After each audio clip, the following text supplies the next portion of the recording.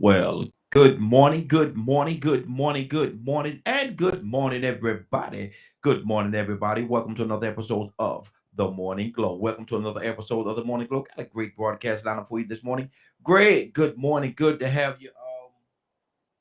Yes, man. Good morning. Good to have you as well. I had to get a little closer to the screen so I can see who it is. Good morning and welcome to each and every one of you. The phone lines are open 508-924-3521.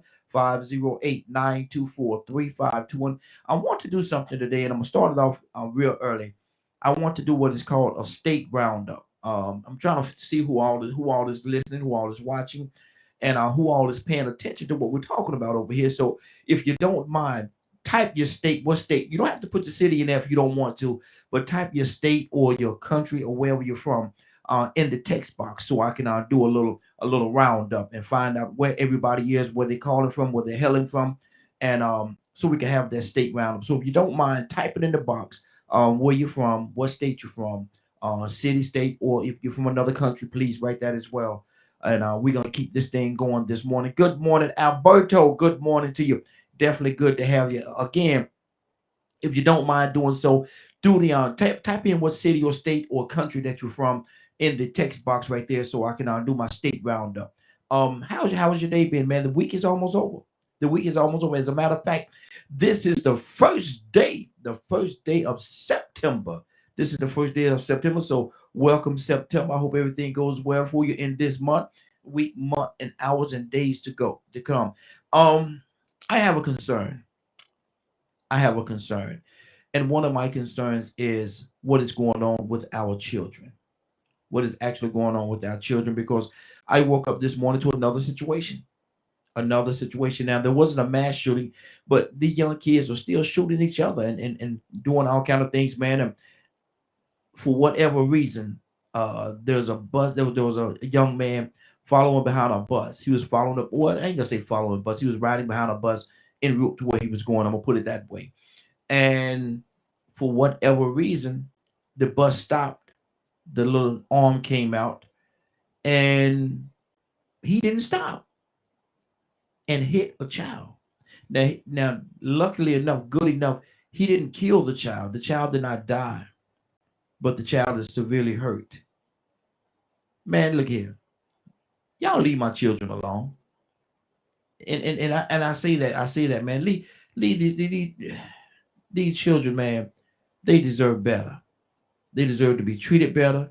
Um, so many different things are going on with the innocent children's lives.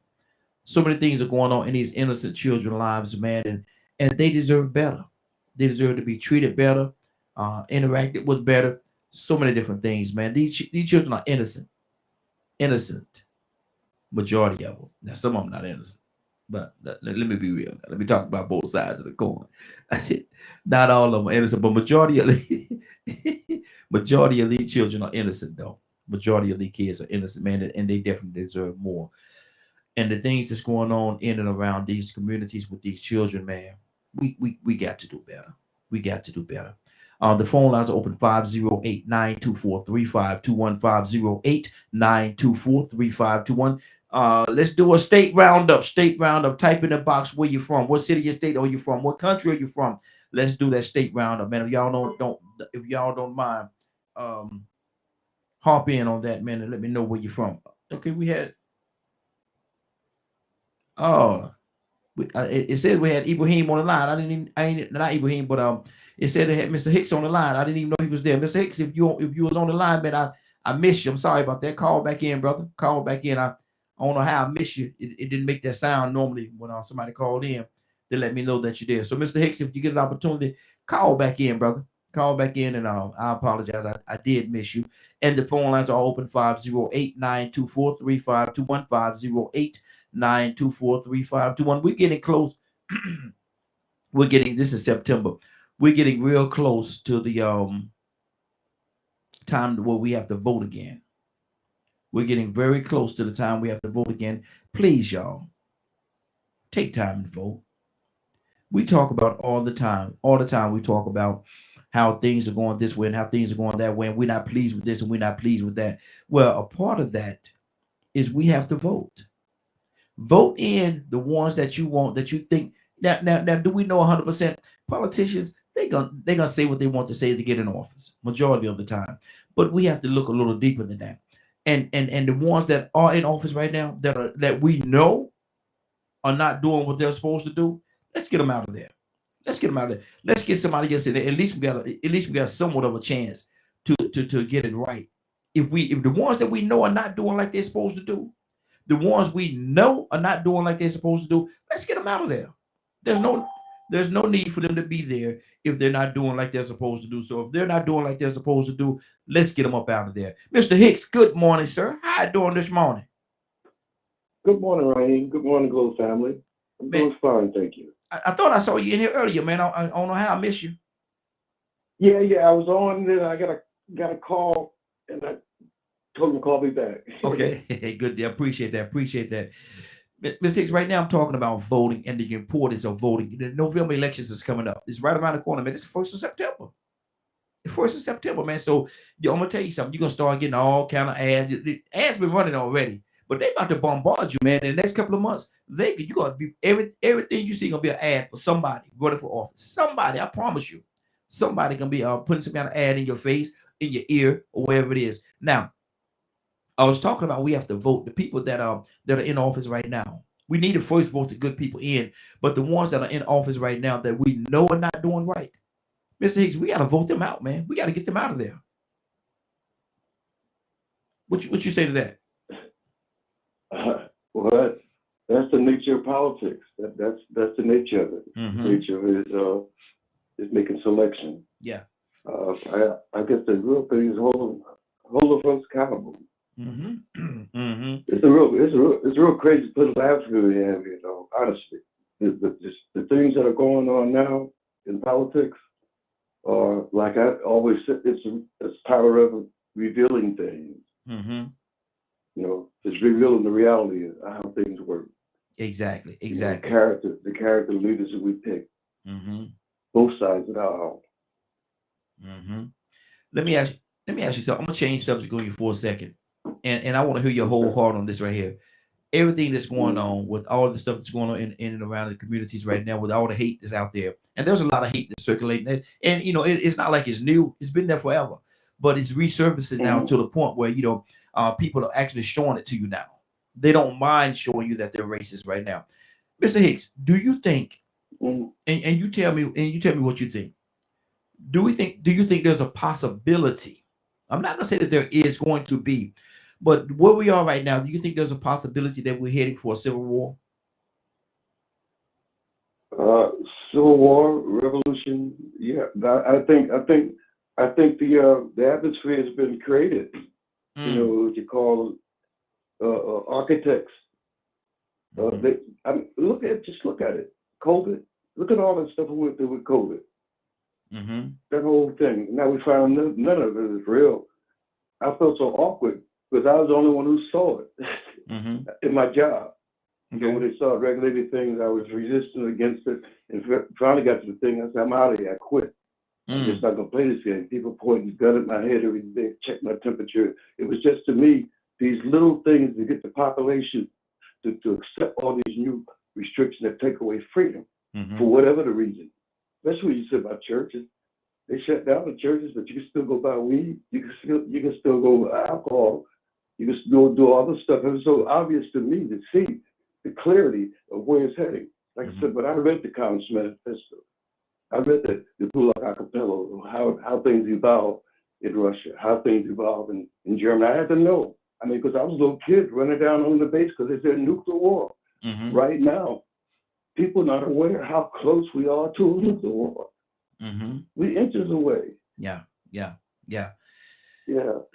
Now you said about the COVID situation, about the vaccine and stuff. Now you think that was a smoking mirror? You don't think that was real? No, it wasn't real. It was part of what led to my divorce. I lived with a woman so paranoid, I didn't know it. She was so fearful. Everything they said, of course, the thing, she was in panic, and she wanted me to panic too. She wanted me to take the shot. I ain't taking the shot. I know the deal. I see it. Other people see it. They just go along with the crowd. What do you think? What do you think the purpose of that shot was? It's just to get people to obey, set them up for the next pandemic, set them up to take the next thing. And one of those things, they're going to slip something in. Once they get everybody drop their guard again, they create this atmosphere of fear, make you afraid. And I always think about a thing that whenever the angels appear to, they always said, fear not. I mean, you got to feel fear because this is real emotion. But what it tells you is don't make a decision on that fear. So what would you say to the people that would say to you, saying when you say that it's not real, it's a smoke screen, it's smoke and mirrors, what would you say to the people that say to you, man, it can't be that? Because look at all the people that died behind this whole COVID situation, because there was the numbers was amazing. Oh, I'm sorry. Go ahead. No, that's it. No, that's I was gonna ask you, what would you say to a person that say, when you say it's not real, how could you explain all the people that died? I'm not saying it's not real. People die all the time. That's what we do. We come here to die. We come and we die. We die from incident. We die from car accidents. More people die from not going to get diagnosed because of the COVID than die from COVID. And everybody who died had COVID. At least they want to tell you that. But my experience in Vietnam, I understand that I think what Walt Whitman says, there's lies, damn lies, and then there's the statistics. You can make the numbers say whatever you want. And so, see, that's the part, and I'm glad we got Miss Cassandra with us as well. Queen Cassandra, I can't call her Miss Cassandra. We got Queen Cassandra with us this morning, and I think she feels a little differently than what you feel, and that's good, because it makes great for conversation. Sure. It makes great for conversation. Sure. But Cassandra, good morning. How you doing this morning? Good morning, Cassandra. What do you think about Mr. Hicks said that the whole situation dealing with COVID, with the vaccine and all that stuff, it was all smoke and mirrors and smoking glass. It wasn't real. And I asked him a question. I said, what would he say to a person that says, it can't be smoke and mirrors? Go look at the amount of people that died behind this thing. And he said people die every day anyway. And so every time somebody died, they automatically attribute it to COVID. What do you say to that, Cassandra?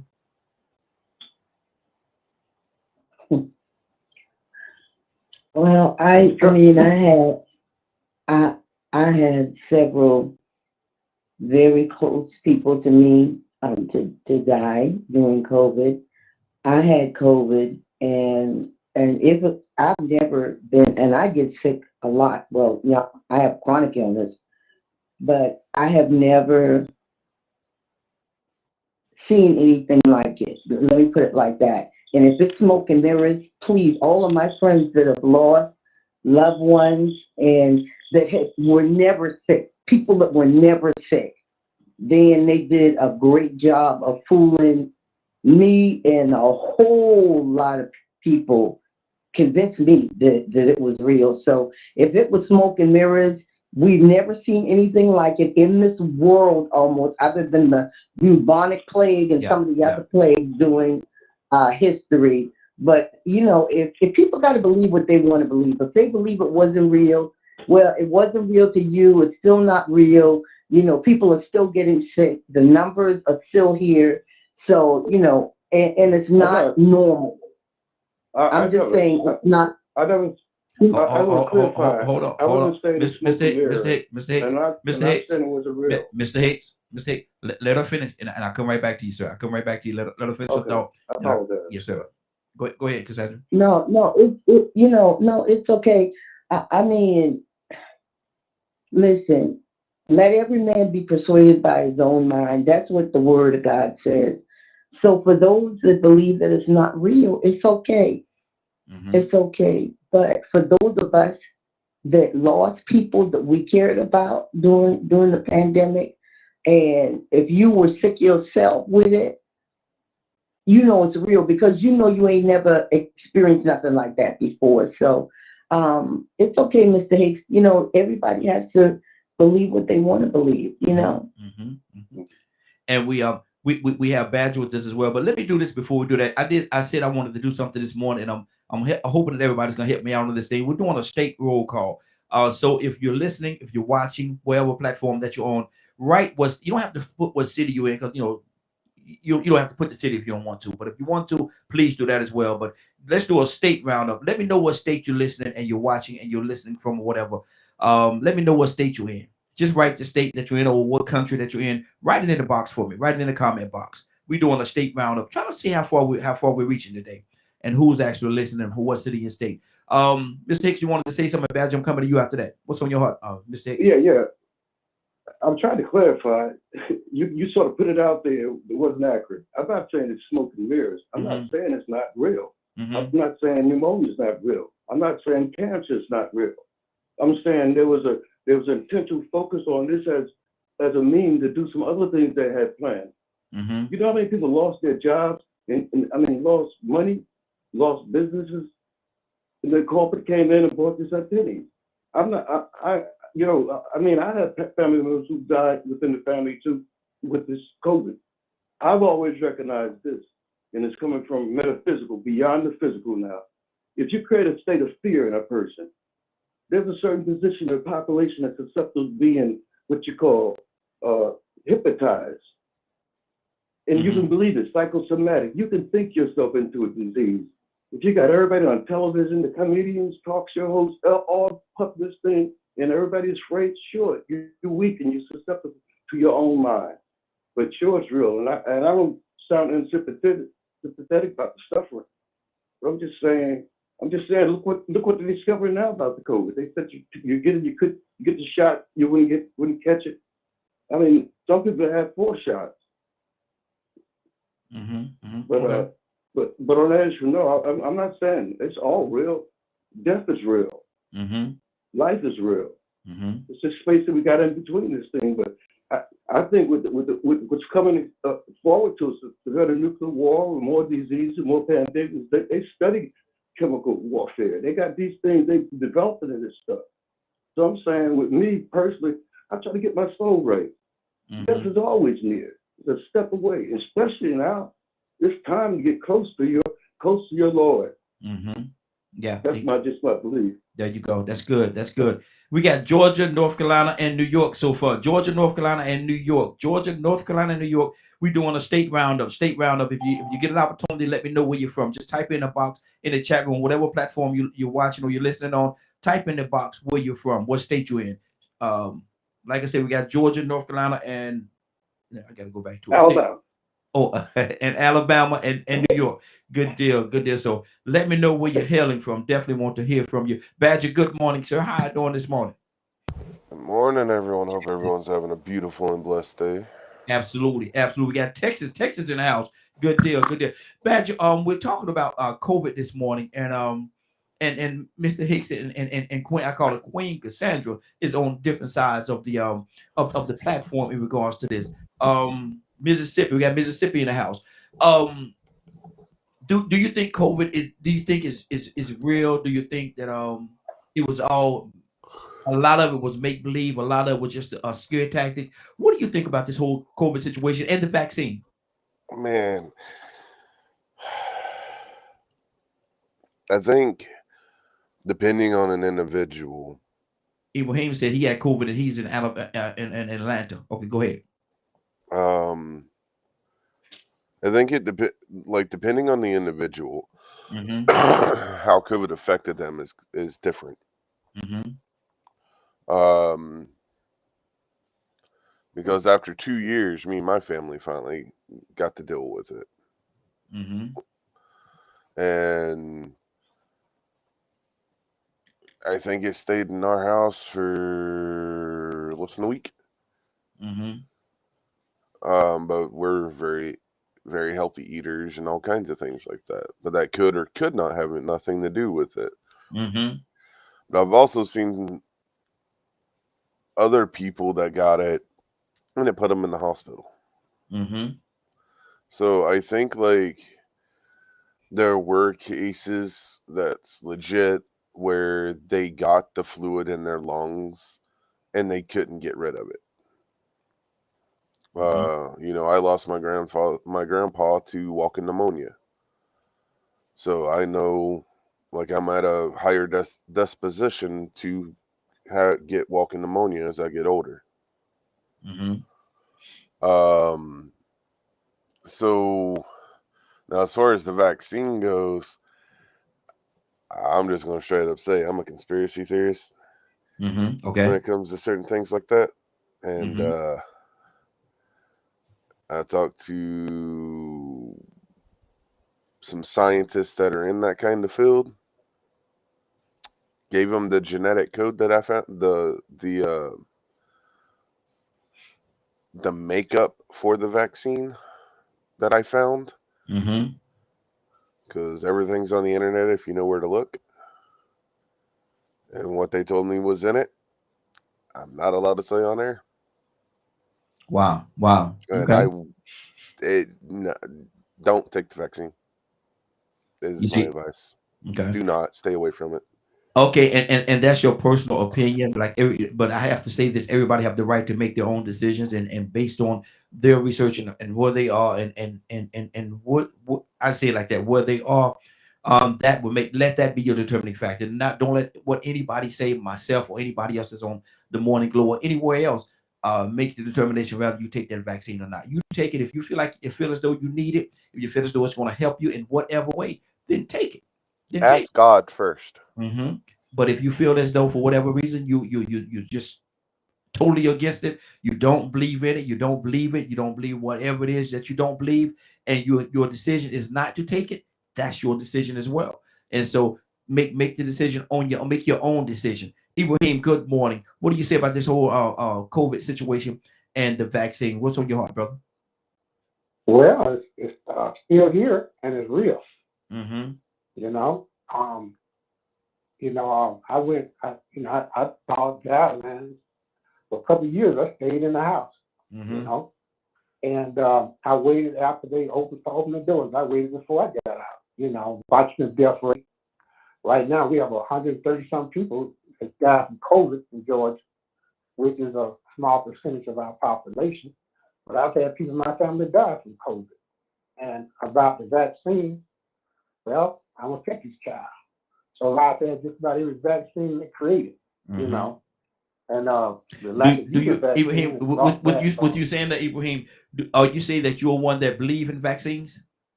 I don't believe in it. Either it's going to work or it don't work. And the percentage of it working is a percentage game. Believing in something is like, the little knowledge I haven't talked personally to any, but I have talked to my doctor.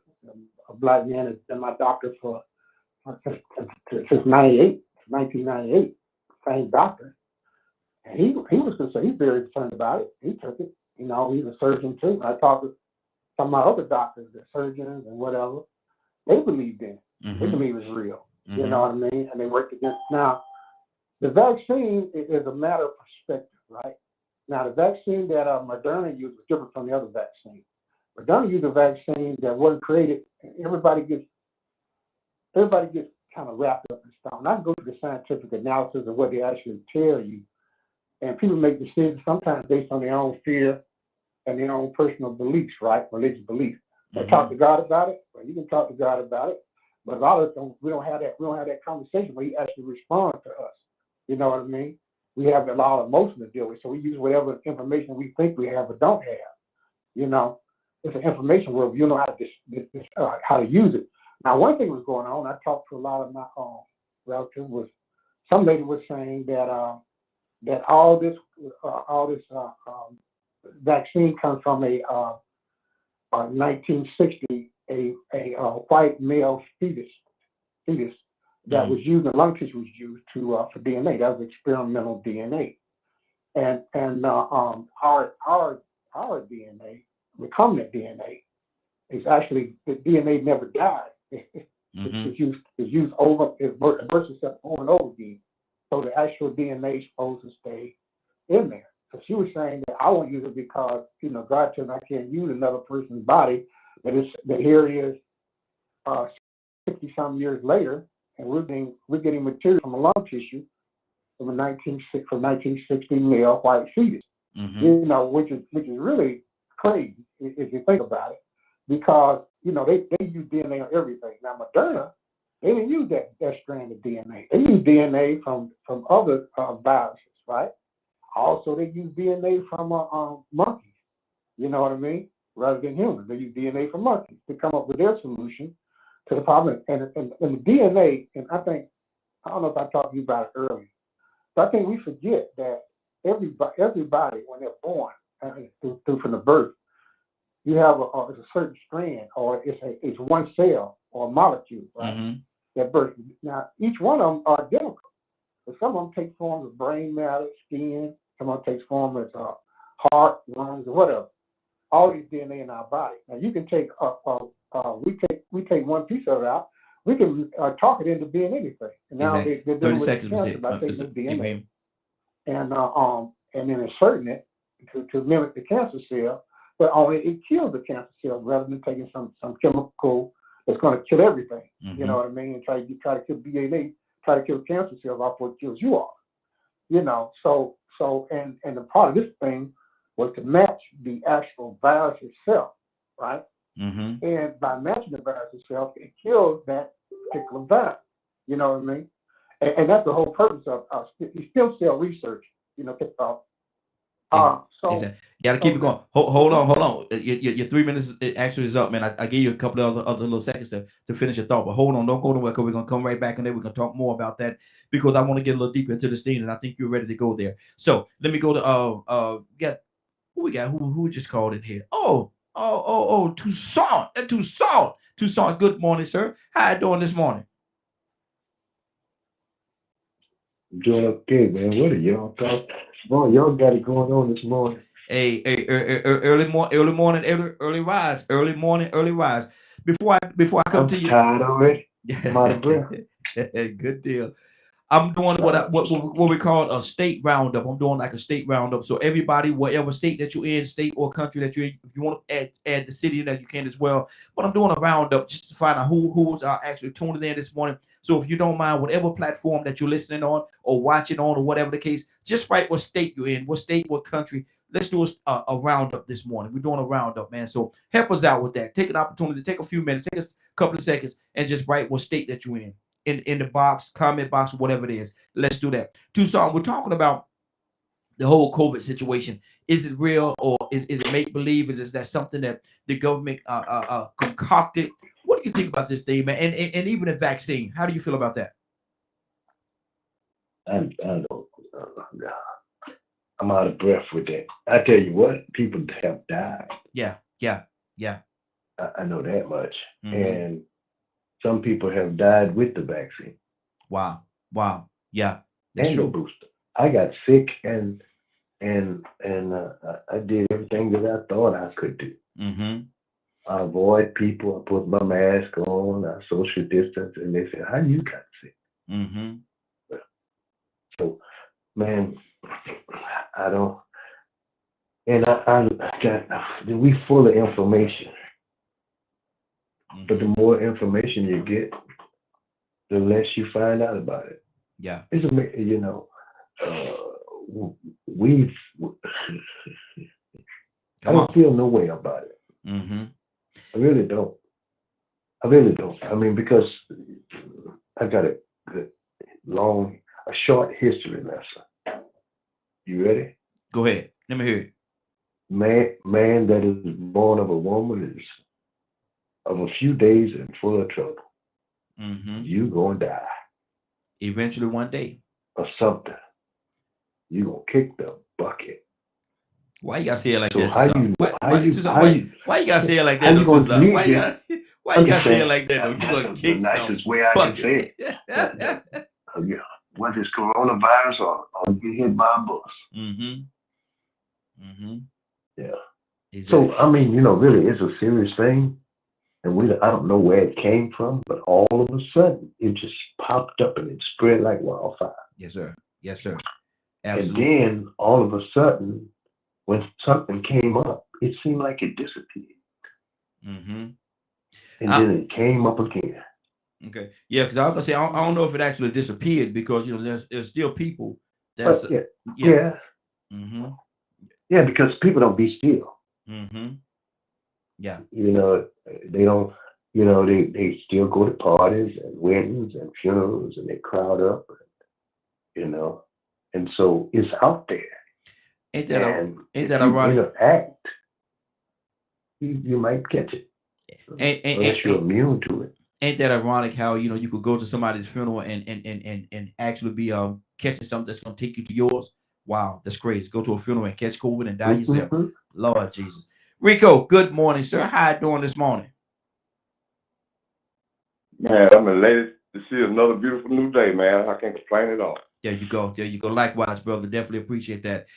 What do you think about this conversation we're having right now, man? This COVID situation. Is it real? Is it make believe? Is it smoking mirrors? This vaccine. How do you feel about the vaccine? Is it just a way to lure the people in? And what do you say about the people that just decided, Rico, I'm not taking that vaccine? Are they okay? I don't say nothing about none of it. I just know that I didn't take it. Mm-hmm. And I feel for my best benefit that it would be better for me to keep doing what I was doing to stay healthy and staying away from everybody like I had been doing, because for some reason I wasn't going through the same thing everybody else went through. Mm-hmm. Now I can say I did get that Omicron. Mm-hmm. That Okay. bad boy knocked me down for about a month. Good Lord. But it wasn't as bad as what everybody else was going through. But it wore down my body, and it made me want to sleep a lot. Mm-hmm. Made my head hurt a lot. You know what I'm saying? And when I was going outside, I would get sicker. Every time I went outside, I'd get sick at the stomach. So I stayed in the house, because it seemed like when I stayed in my home, and kept the lights all sprayed, everything felt a little better for me. Mm-hmm. So just as soon as I started feeling better, man, it would take me about 4 or 5 days before I started feeling better. And I get out and do my walk. And, I try to do 10 miles a day. Mm-hmm. Man, I might have got a good mile and a half in, man, and it'd be a wrap. I'd be right back in the house, man. I mean, my body was broken. Wow. So I was like, man, that got to be what it is, according to what the symptoms were. Mm-hmm. But the thing was every time I thought I got better, I'd give myself a day or two before I go out and start walking again, and it would kick back in. So I went through that for about a month before it finally got up out of me. So when I hear people say that it's still on them, I get it. You know what I'm saying? It's a different beast, but I didn't get the vaccine. I did my vitamin D thing. I walk every day, make sure I get this sunlight. I was doing this before it started, and when it kicked in and when it was in heavy gear, what they were telling everybody to do, I was already doing that anyway, because I don't deal with a whole lot of people. Mm-hmm. Yeah. Yeah. So I mean, I just stayed and kept doing what I did. You know what I'm saying? What works, what they say, if it ain't broke, why fix it? Mm-hmm. Exactly. That's good. So I wasn't broken. I didn't think I needed that fixing. And on top of the fact that I also remember this thing they call the Tuskegee experiment. Mm-hmm. No. I'm gonna wait and see what happened with everybody else. Mm-hmm. What you say? Let them be the guinea pigs. You let feed them. Jump on out there. Let me see what happened. Mm-hmm. Wow. 508-924-3521. 508-924-3521. Give us a call. We'd love to have your input. 508-924-3521. Right now, we're talking about COVID and we're talking about the vaccine. How do you feel about it? How do you feel about the whole situation? It's been a couple of years now. It's actually been a few years now that we've been dealing with this whole situation. So let me go to Navy. Navy, what's on your heart? And good morning. How you doing this morning? Good morning, y'all. How y'all doing? Hey, doing I'm good. good, actually. Good deal. Good deal. Sis, what do you think about this whole situation? What do your heart say about it? Oh Lord, it's a mess. Mm-hmm. It's honestly a mess. I mean, very real, but a mess. I mean, from the beginning, I feel like that there was such mass hysteria. And part of that is because, I mean, for us, this is very new. We ain't never heard of this, or there's rumors that it's been out and it's just been incubating in a lab. So it was just, and then you couple that with the job of the media, which is supposed to be to inform, but really and truly causes even more mass hysteria. Mm-hmm. And then it was a political standpoint. So it was just a hot rotisserie mess, while all at the same time trying to figure out what the guidelines were, what they were not. I ended up with COVID. Matter of fact, my birthday. It was Wow. my birthday of 2020.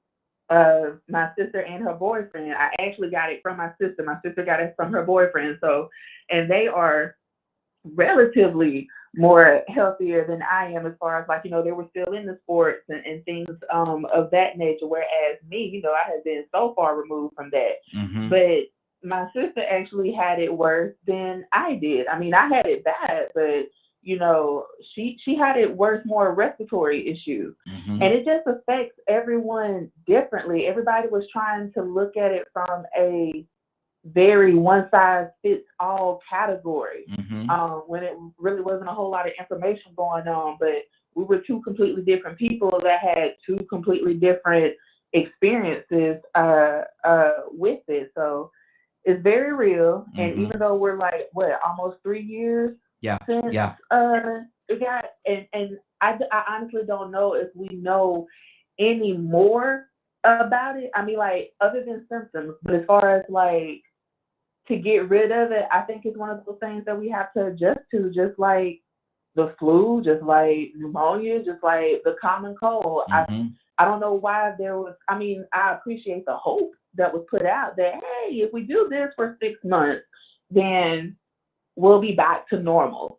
And normalcy has not returned in almost 3 years. Yeah. So I just feel like this is something that we just have to adjust to and do what's best for you, your family, and your body and immune system. Mm-hmm. I did get the vaccine, like just last year. I haven't grown a tail, or I don't see little pink people in my closet or anything like that. Mm-hmm. But again, that's your decision as to what to do.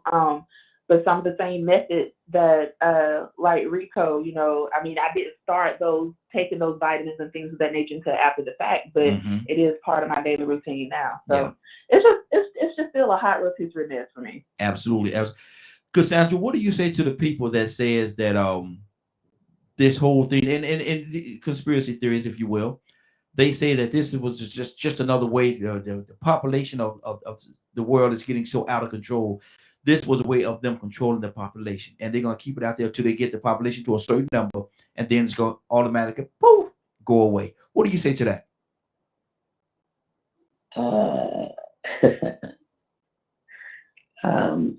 If that's what you want to believe, Mhm. just go for it. I just, I don't want to assume that I know what's best for people to think or feel or whatever. Whatever you want to make out of it, that's fine. Mhm. All I know is I made informed decisions for myself.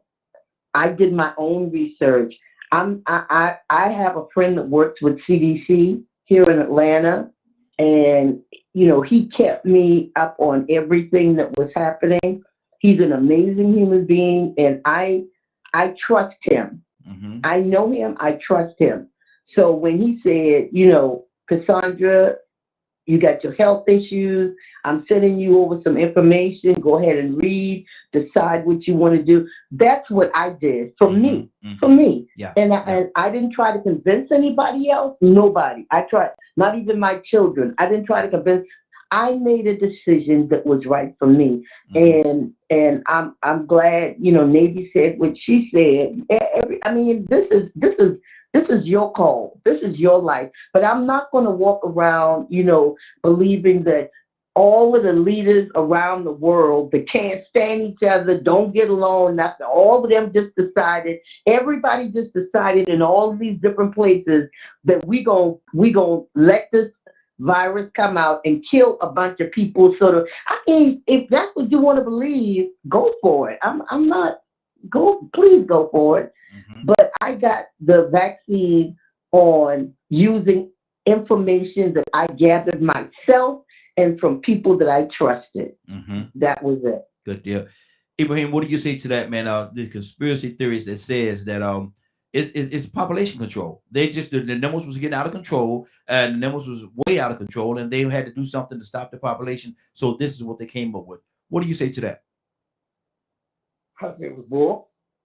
You know, I've heard that all along. And, I've heard people bring up the Tuskegee experiment. I was actually alive. I was a young child when they were doing that. You know what I mean? That has nothing to do with this particular strand of viruses. Mm-hmm. Viruses is a virus, right? They incubate, they take on their own form. I've had shots for polio vaccine, and you know, if you want to find what polio was, I still one gentleman alive that been in an iron lung his whole entire life. They're still in an iron lung from polio. Mm-hmm. You know, they had chicken pox that was killing people, right? Now it's back in the form of monkeypox, but you know, chicken pox and monkeypox is really the same animal. You know what I mean? Get the shot, I would say. You know, if you're in that category right now. I didn't rush to get a shot. I saw millions of people die, well, around the world, and I've seen millions of people take the vaccine, right? They said the vaccine, they didn't say it was 100% perfect. They said it was about 90%, you know, at one time, or less, you know, or 95%. And you probably would get it, but you won't have the same symptoms as somebody that didn't take it. Now, here I am, years later, I took 2 shots and a booster. I wish I took the other booster now. And here I am, you know, I have a mild form of the coronavirus, right? And with my medical conditions, I have emphysema and acute bronchitis. A common cold would knock me out for months. You understand what I'm saying? Yeah. And then the other thing people don't realize that this disease, it has a long-term effect on your lungs, your brain, and your organs. Because I have problems with my organs. If I don't get enough oxygen, the first organ that goes is my eyes. Next is some of my brain, and then my lungs get worse. They get fluid. They get infected. That gets me sick all other kind of ways, right? This is what happens. Now, me, I go through this every day. I work on this every day, right? So when I hear people talking about conspiracy theories, and somebody take out like one of my grandchildren, this lady was talking about this fetus, this male fetus, right, in 1960. So she had took one line out, a couple paragraphs. She went to a medical review, took another line out of it, out of one paragraph, and went with the whole thing. And obviously she didn't read the whole thing, because after you read the whole paragraph, it goes against everything she was saying. Don't take it. It's a child DNA. 30 seconds. And then review, same thing. So I think that after my common sense of watching through my lifetime and knowledge, and watching through what everybody went through, what everything went through, and what I've seen that I knew personally people had went through, I decided it was best for me after I seen up here and went down there, and I didn't see a bunch of black people lined up. Black people down there in Helena's Rate, New York. They would put them in. It was like a movie. They put them in a refrigerated trailer. They couldn't bury the body. We had the same thing in our family on my wife's side. They couldn't bury the person because everybody would get sick and die from it or come close to it. So this is a real thing, right? Now you go with conspiracy theory all you want to. They ain't paying you. They don't care. They're not concerned with your health. They're getting paid for telling you this stuff. They're making money off this. Exactly. You know. Hold right there, Ibrahim. We got to keep this thing going. Though. Keep that thought, write it down, because we'll come back to you. We're gonna continue. Let me go right now to Mr. Hicks. Mr. Hicks, what do you say to that, man? Do you think this government or government would come together, like Cassandra said? She said she don't think that a lot of the governments don't get along. A lot of these countries don't get along with each other. So do you think this is a conspiracy? Do you think the conspiracy theory have a point in saying that this is just a population control? All these countries that don't really get along, don't like each other, gonna come together and agree that they could do something like this. Mr. Hicks, what do you say to that? 3 minutes. Well, there are documents that talks about a world cabal that cross international lines from these deep occult. Yes, I believe. No, the thing that struck. I did my research when it first started. But the thing that struck me is not being coincidental. With the Trump mania going on, and with this whole thing around that it appeared to me that this virus came right at the right time, because his numbers was up, unemployment was down, the economy was booming, and then this virus came. I think that the virus was used as a political ploy, which would have really defeated him, because he came out saying stupid stuff. I mean, he wasn't politically correct. He saw the game too. The whole thing about the Wuhan and this stuff they're doing over there with Fauci and the lies all the way around, all the lies always was struck, all of it. I mean, they tried to get this guy all different kind of ways. They still trying to get him. So to me, I looked at the political from the roadmap in Stalin's Russia and Hitler's rise to power, and I saw the parallels. Created fear, So let me pause. destroy the Let me pause your economy. time. Hold on, Miss. Yes, Pause your time for a second. So you said, am I hearing you when you say that all of this was geared because of what was going on with Trump at that particular time, and everything was in a pretty good place? This thing came along to knock him out of a place of being popular or favored or whatever. You think this a lot of this was geared toward Trump? yes. I think Wow.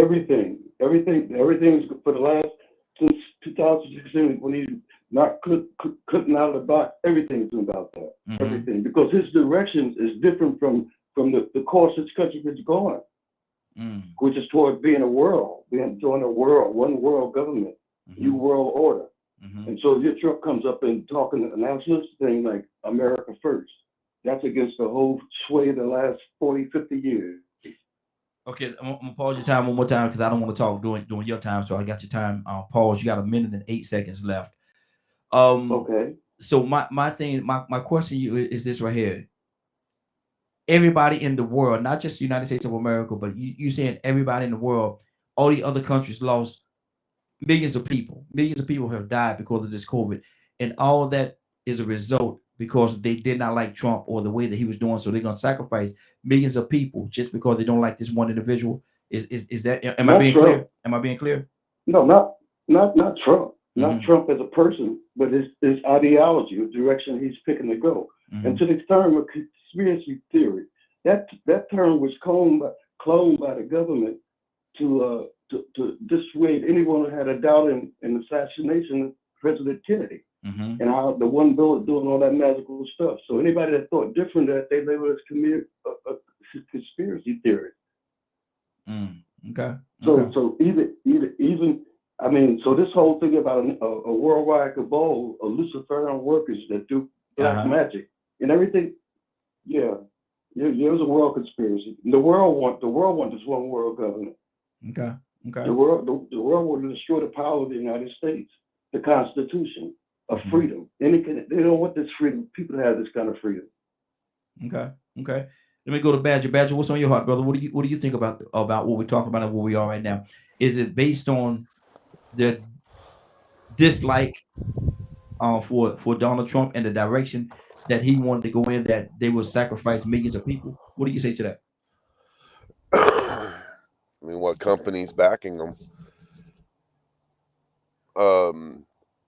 I mean, that man, there's always going to be something out there at some point or time that's going to affect us. Matter of fact, just to give an example, right? Monkeypox. That's the new one, right? The one that's spreading everywhere. Yes. It's kind of ironic that they give all of these gay rights, and then they see a bunch of people have issues with this, and then the Uvalde shooting and the gay community versus the rest of society fighting, and all of a sudden they're saying like, we're not saying that gay people are causing the monkeypox. They just have more affinity to get it, or whatever that word is. And then you hear, the COVID, they say certain things about that. And so, like, viruses and diseases have been around since the creation of humanity. So, if it's either going to be of the mind or of the body in one way, shape, or form. And is it okay? Now we're in an age of, all right, did man make it, or is this a naturally made version of one? And that's kind of where we're at. And if it is man made, are we as a human race going to hold those people responsible for making something that killed people? Or are we just going to sit back and just let them get away with it as normal? Let me pause. Let me stop your time for a second. So my question: do you think all this was geared towards their dislike towards Trump? Do you think all this was geared towards that, or is it something different, or is it just like you say, a virus that actually just came and grew grew out of control? What do you say to that? I mean, I don't see how Trump would be able to make a profit off of it because of all the hotels he has in other countries. I mean, if you're shutting down all the borders, where's he going to get his money from? Mm, okay, so it's So based I on economics. I think there's other things going on.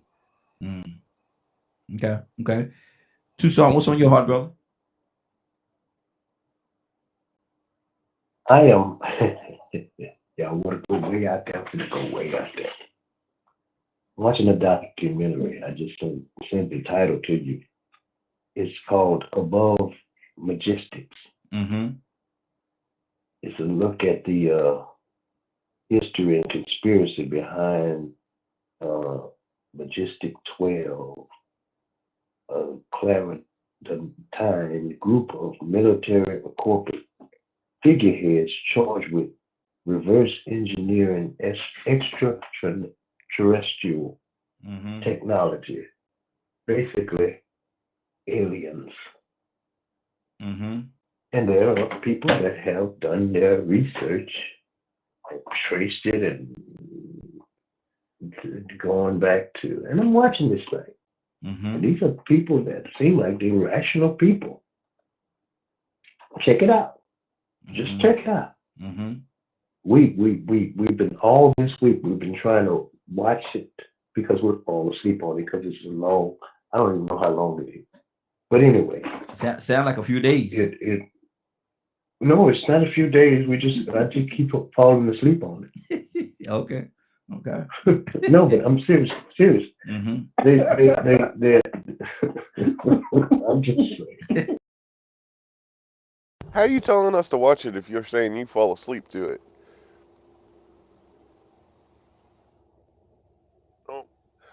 Oh, I think Raheem and them cut out. Give him a moment. He'll get everything reset. But chats. What do y'all think? Y'all think COVID was a hoax? Do y'all think it was real? Who made it? Um, there's so many different theories and research and so many things centered around any kind of disease that comes out like COVID. Um, and it's going to boil down to how extreme are you going to get, um, or how how close can a person get to the truth of what it actually is without being put 6 feet under. Or at least that's my opinion on that. Uh, so it, this is one of those things of, you're going to have personal opinions, you're going to have researchers, you're going to have scientists, and even scientists have different views on it. So, and as far as what, Donald was saying, that's actually a pretty good one. I watched it. Um, so it's how do we find the truth in all the things that are out there? And are we open minded enough to actually accept it if it is a truth? Or do certain individuals just honestly choose not to? Right now. Thank you. I appreciate you, Badger. Good Bless your job. heart. Now, what were y'all talking about? I missed all that. What were y'all talking about? Donald had I was just talking about the fact that I've got an echo now, right? Okay, let me do that. Yeah. But it's called Above Majestics. Mm-hmm. These are people that seem to be educated people Mm-hmm. that say this whole thing is aliens that have created the conspiracy. Now, when you say this whole thing, you're talking about the COVID? No, it's more than COVID. Okay. I'm trying And to find out. then there's another thing that some people have.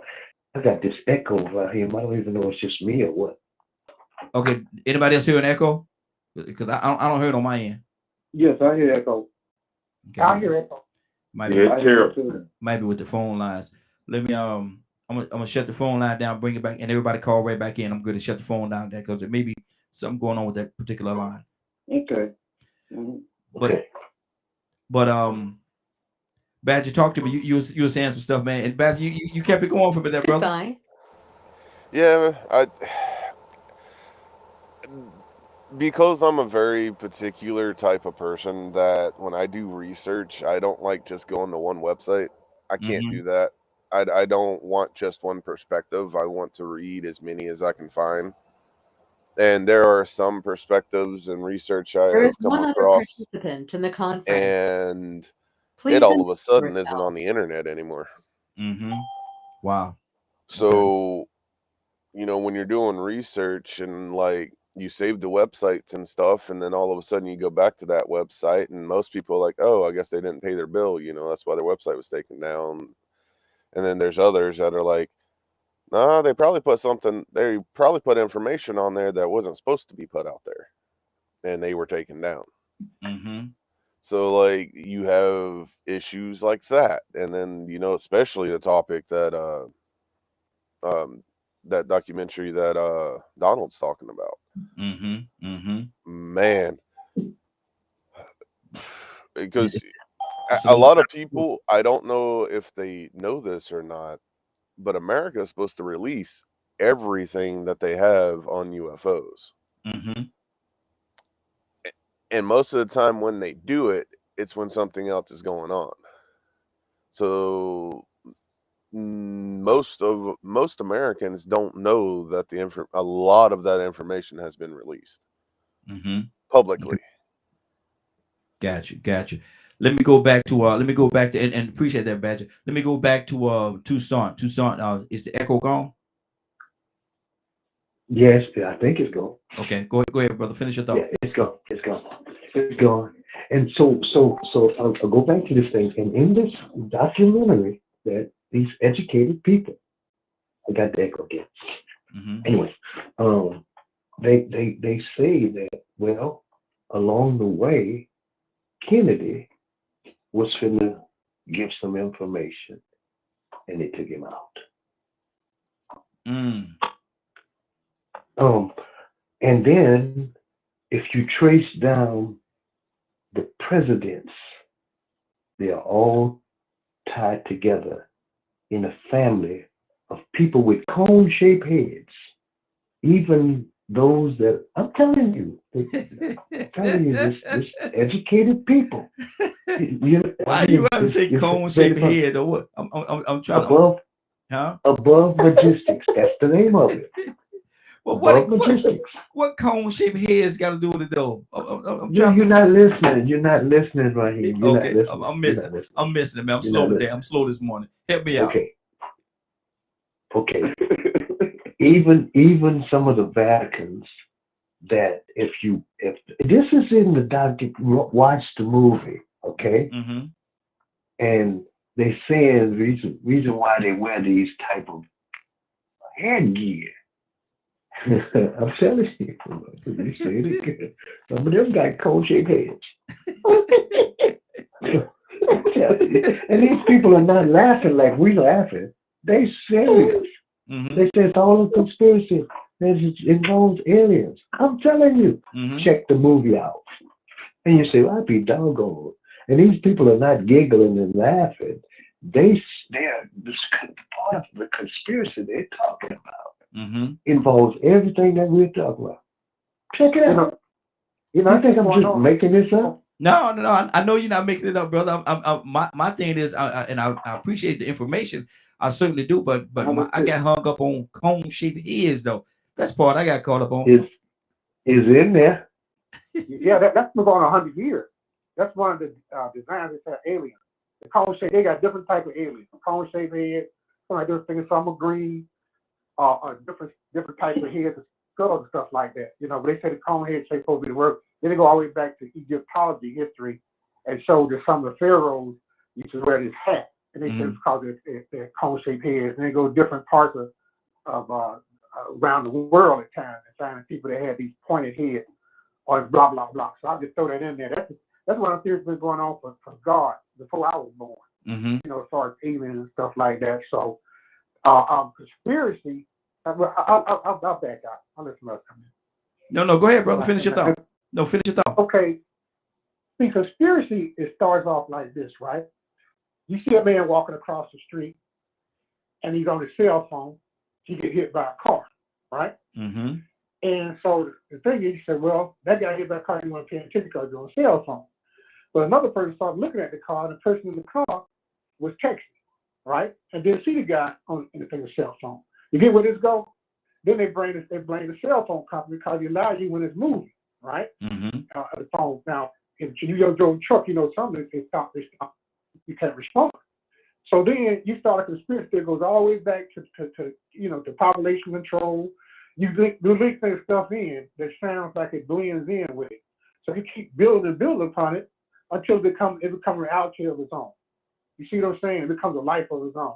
So everybody is hooked into a conspiracy. You could research is a very difficult thing, right?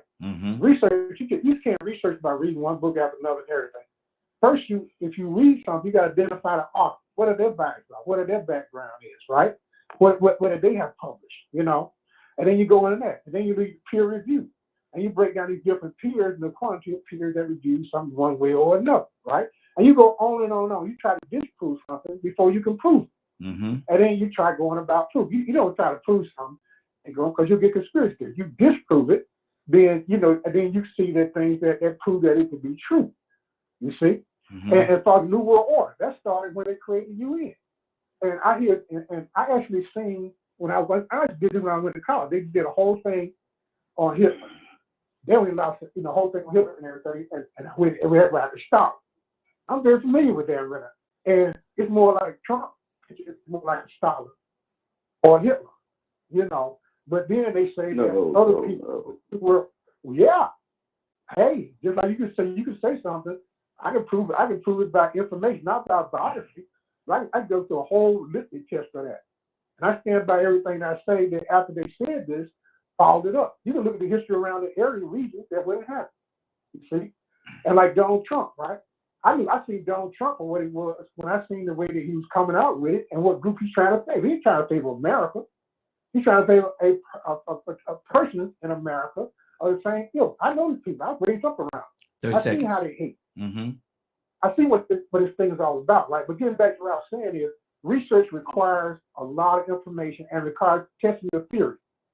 When you research something, everything is a theory until you test it. Now, everything's still a theory because you don't know when it's not going to work. But as long as you produce the same result, then that theory has some validity to it, but that doesn't make it 100% true.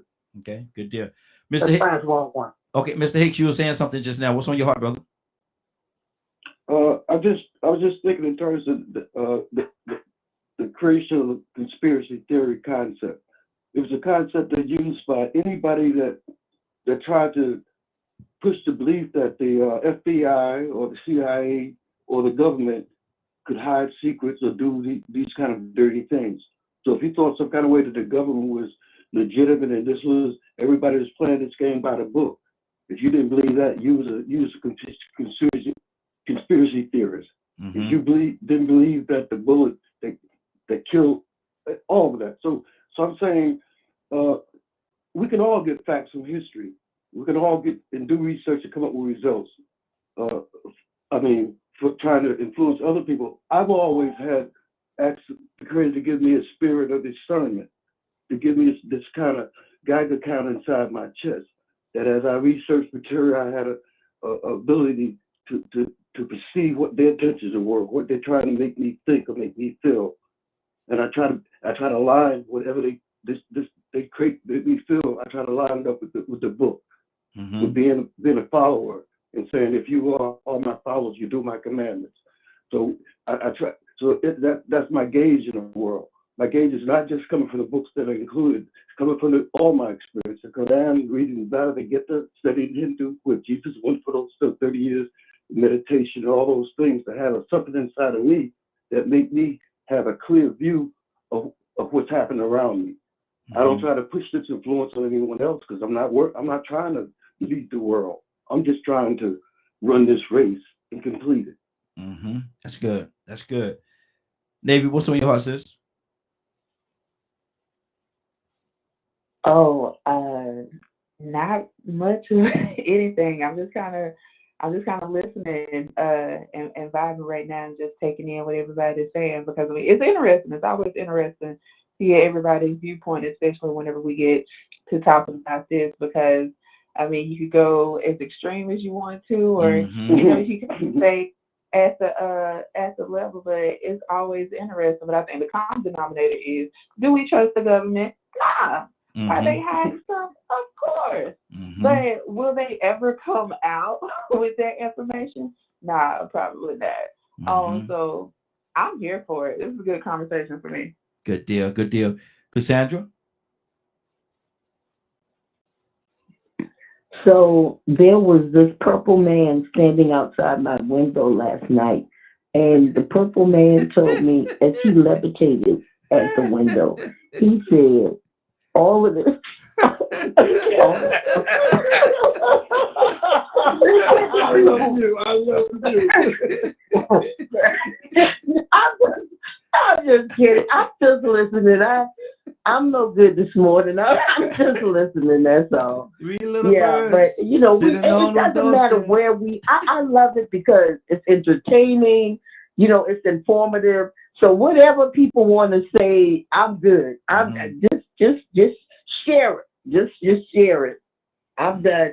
But the purple man was at the window. I've taken some pain medication, and he was speaking very clearly to me. Wow. I want Trump. Lord. Hey, can I go right in? Because I love this conversation. I love this, you know, and I think it's really time for me to speak up now. Go ahead. Because it's real funny that I hear people giggling and laughing and believe that the Red Sea was parted and somebody walked on water and was resurrected. Somebody laughing at y'all too. It's mighty funny that we can't believe in some things, but we can believe in other things and then ridicule others for what they have seen. Guess what I saw this morning? And guess what Facebook done deleted 3 times in a row? I thought I was looking at a Planet Earth star. I wasn't even bring this up, and then Donna brought that up about above majestic, and I'm like, man, wow. Is the universe working or what? I didn't even want to bring this up. This time, I ain't going to share the video no more to Facebook because they done deleted it 3 times back to back to back before anybody could see it. But, you know, it's funny to just hear us giggling. You know, a lot of people laughed when they said that it was a conspiracy to kill Kennedy. You know, we sit back and see things in our perfect vision. And sometimes they'll tell us what's going to happen, and we don't believe it until it happens. You know, they predicted a new Pearl Harbor just days before 9/11. What a coincidence. Ain't the universe something? I guess that was God, wasn't it? Oh, do you know that they said that we was going to end up having a virus or a plague before coronavirus? What a coincidence. See, now we talk about theory, and then we talk about conspiracy theory. See, in the conspiracy theory, somebody is conspiring to achieve an agenda, and most times it's sinister. But somebody is conspiring to achieve an agenda or some goal or a point of view or perspective. But a theory is just a theory, separate from a conspiracy theory to me. So, because you have people conspiring to actually accomplish something under other people's noses without them realizing it. But it's just odd to me, man. I mean, you know, because, I mean, listen, when I saw what I saw this morning, when I pulled my phone out, I was actually trying to record what I saw moving. And then by the time I got my phone out, it was gone. I was like, well, I said, but it was going in the direction of that star, that planet right there. I'm like, man, that thing showed me it was pretty close. I stopped recording. I recorded again. Then finally I got to looking at it. I'm like, man, wait a minute. That ain't no star, no planet. Then I watched it fade out. Man, I done had numerous sights. But that might be funny to some that believe in somebody that they ain't never saw. Mm-hmm. But is a person wrong in believing the way that they believe? No, you see what the thing is it funny? Mm-hmm. Well, is it, do people giggle? Do people giggle when y'all talk about Jesus and God? That's do they really think y'all? Is that acceptable? I think that's different, Rico. I think that's totally different. To talk about conspiracy theory and to talk about a person's belief in a deity. I think that's no, I'm something talking that's about different. the reaction. I'm talking about the reaction of adults that discredit and dismiss and ridicule what other people say they believe in, Mm-hmm. but then don't want nobody to ridicule what they believe in or laugh. I'm talking about that. I'm talking about the double standard that us human beings claim we don't like and we can't stand. Mm-hmm. Then we turn right back around as good human beings, God-loving people, laughing at what other people think they have seen and what they believe in. Come on. Well, the way yes. Can I say something? Absolutely. I mean, that was just a joke. I believe that there are other planets with living. I have no problem. I've always believed that there were UFOs. That there, I never not believed that. That was just a joke. I mean, I'm sorry if that, it's a joke. And see, it ain't just you, so don't take it personal. We spoke about this. Don't just take it personal. This is all together. You wasn't the first one to laugh. Saying, but it's okay to laugh. I mean, this is a show where it's entertainment as well as informative. It was just a joke. I've always believed in UFOs. I will always believe in it. I believe that there are other living entities around this Earth, on planets surrounding us. I've always believed that. So I'm not making fun of that. It was just a joke. Y'all forgive me for making a joke. No, you took that person. We accept your apology, but that one is directed towards you. Yeah. I took it personal because I was the one laughing and I told the joke. So I took it personal, but it's okay. Well, it doesn't matter. I'm just saying, I want it made plain that I believe in UFOs and always have. I would be ignorant to believe that this is the only planet that are in the universe that has life. I mean, to me, that's not even, that's incomprehensible to me. But anyway, I just wanted to say that it was just a joke. And see, if people make fun of God, people make fun of my belief in God because I believe in miracles. I believe in, the parting of the sea. I believe in all of it. And people have laughed at that. So what? It's still my belief. Regardless of what anybody else says or thinks, that's still my belief. I still stand on that. Good deal. Well, my belief is that it's disrespectful. So I was speaking from my point of view. Okay. You know what I'm saying? And I don't think it's cool to laugh at people that believe in the Red Sea being parted.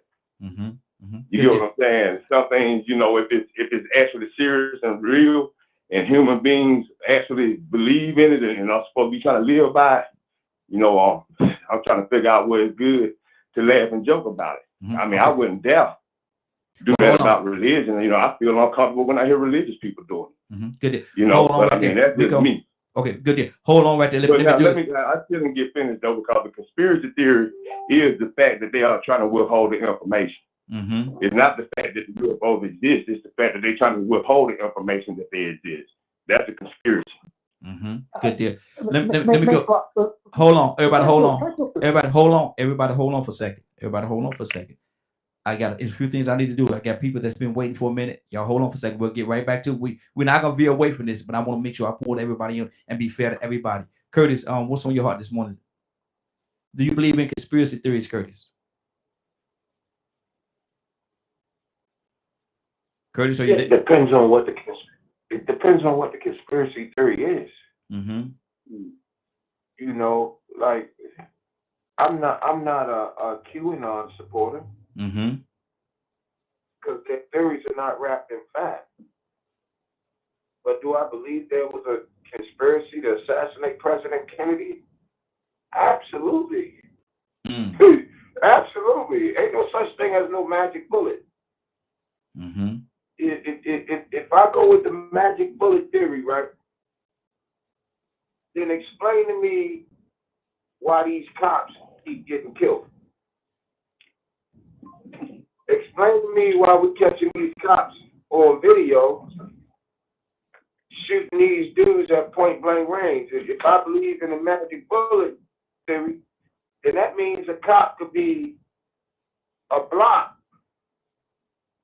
2 blocks, 1 block south of your office and 1 block west of your office, squeeze the trigger, and that bullet will go down a block, then up a block, to then come in your office and kill you.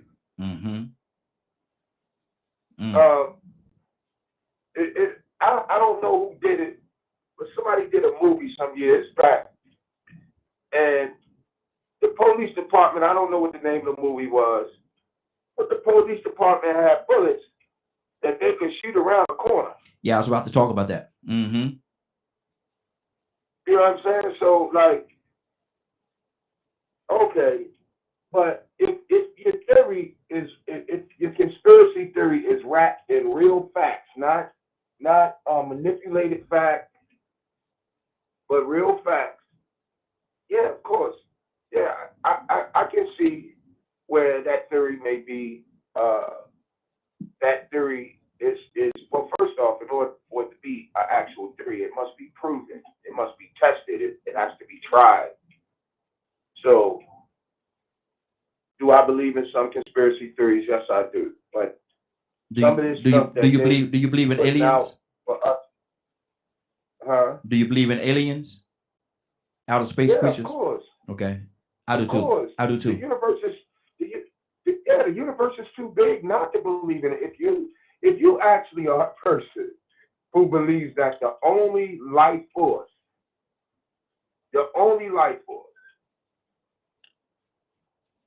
in this universe is human beings, then that goes to show just what kind of human being you are. Very arrogant. Very arrogant.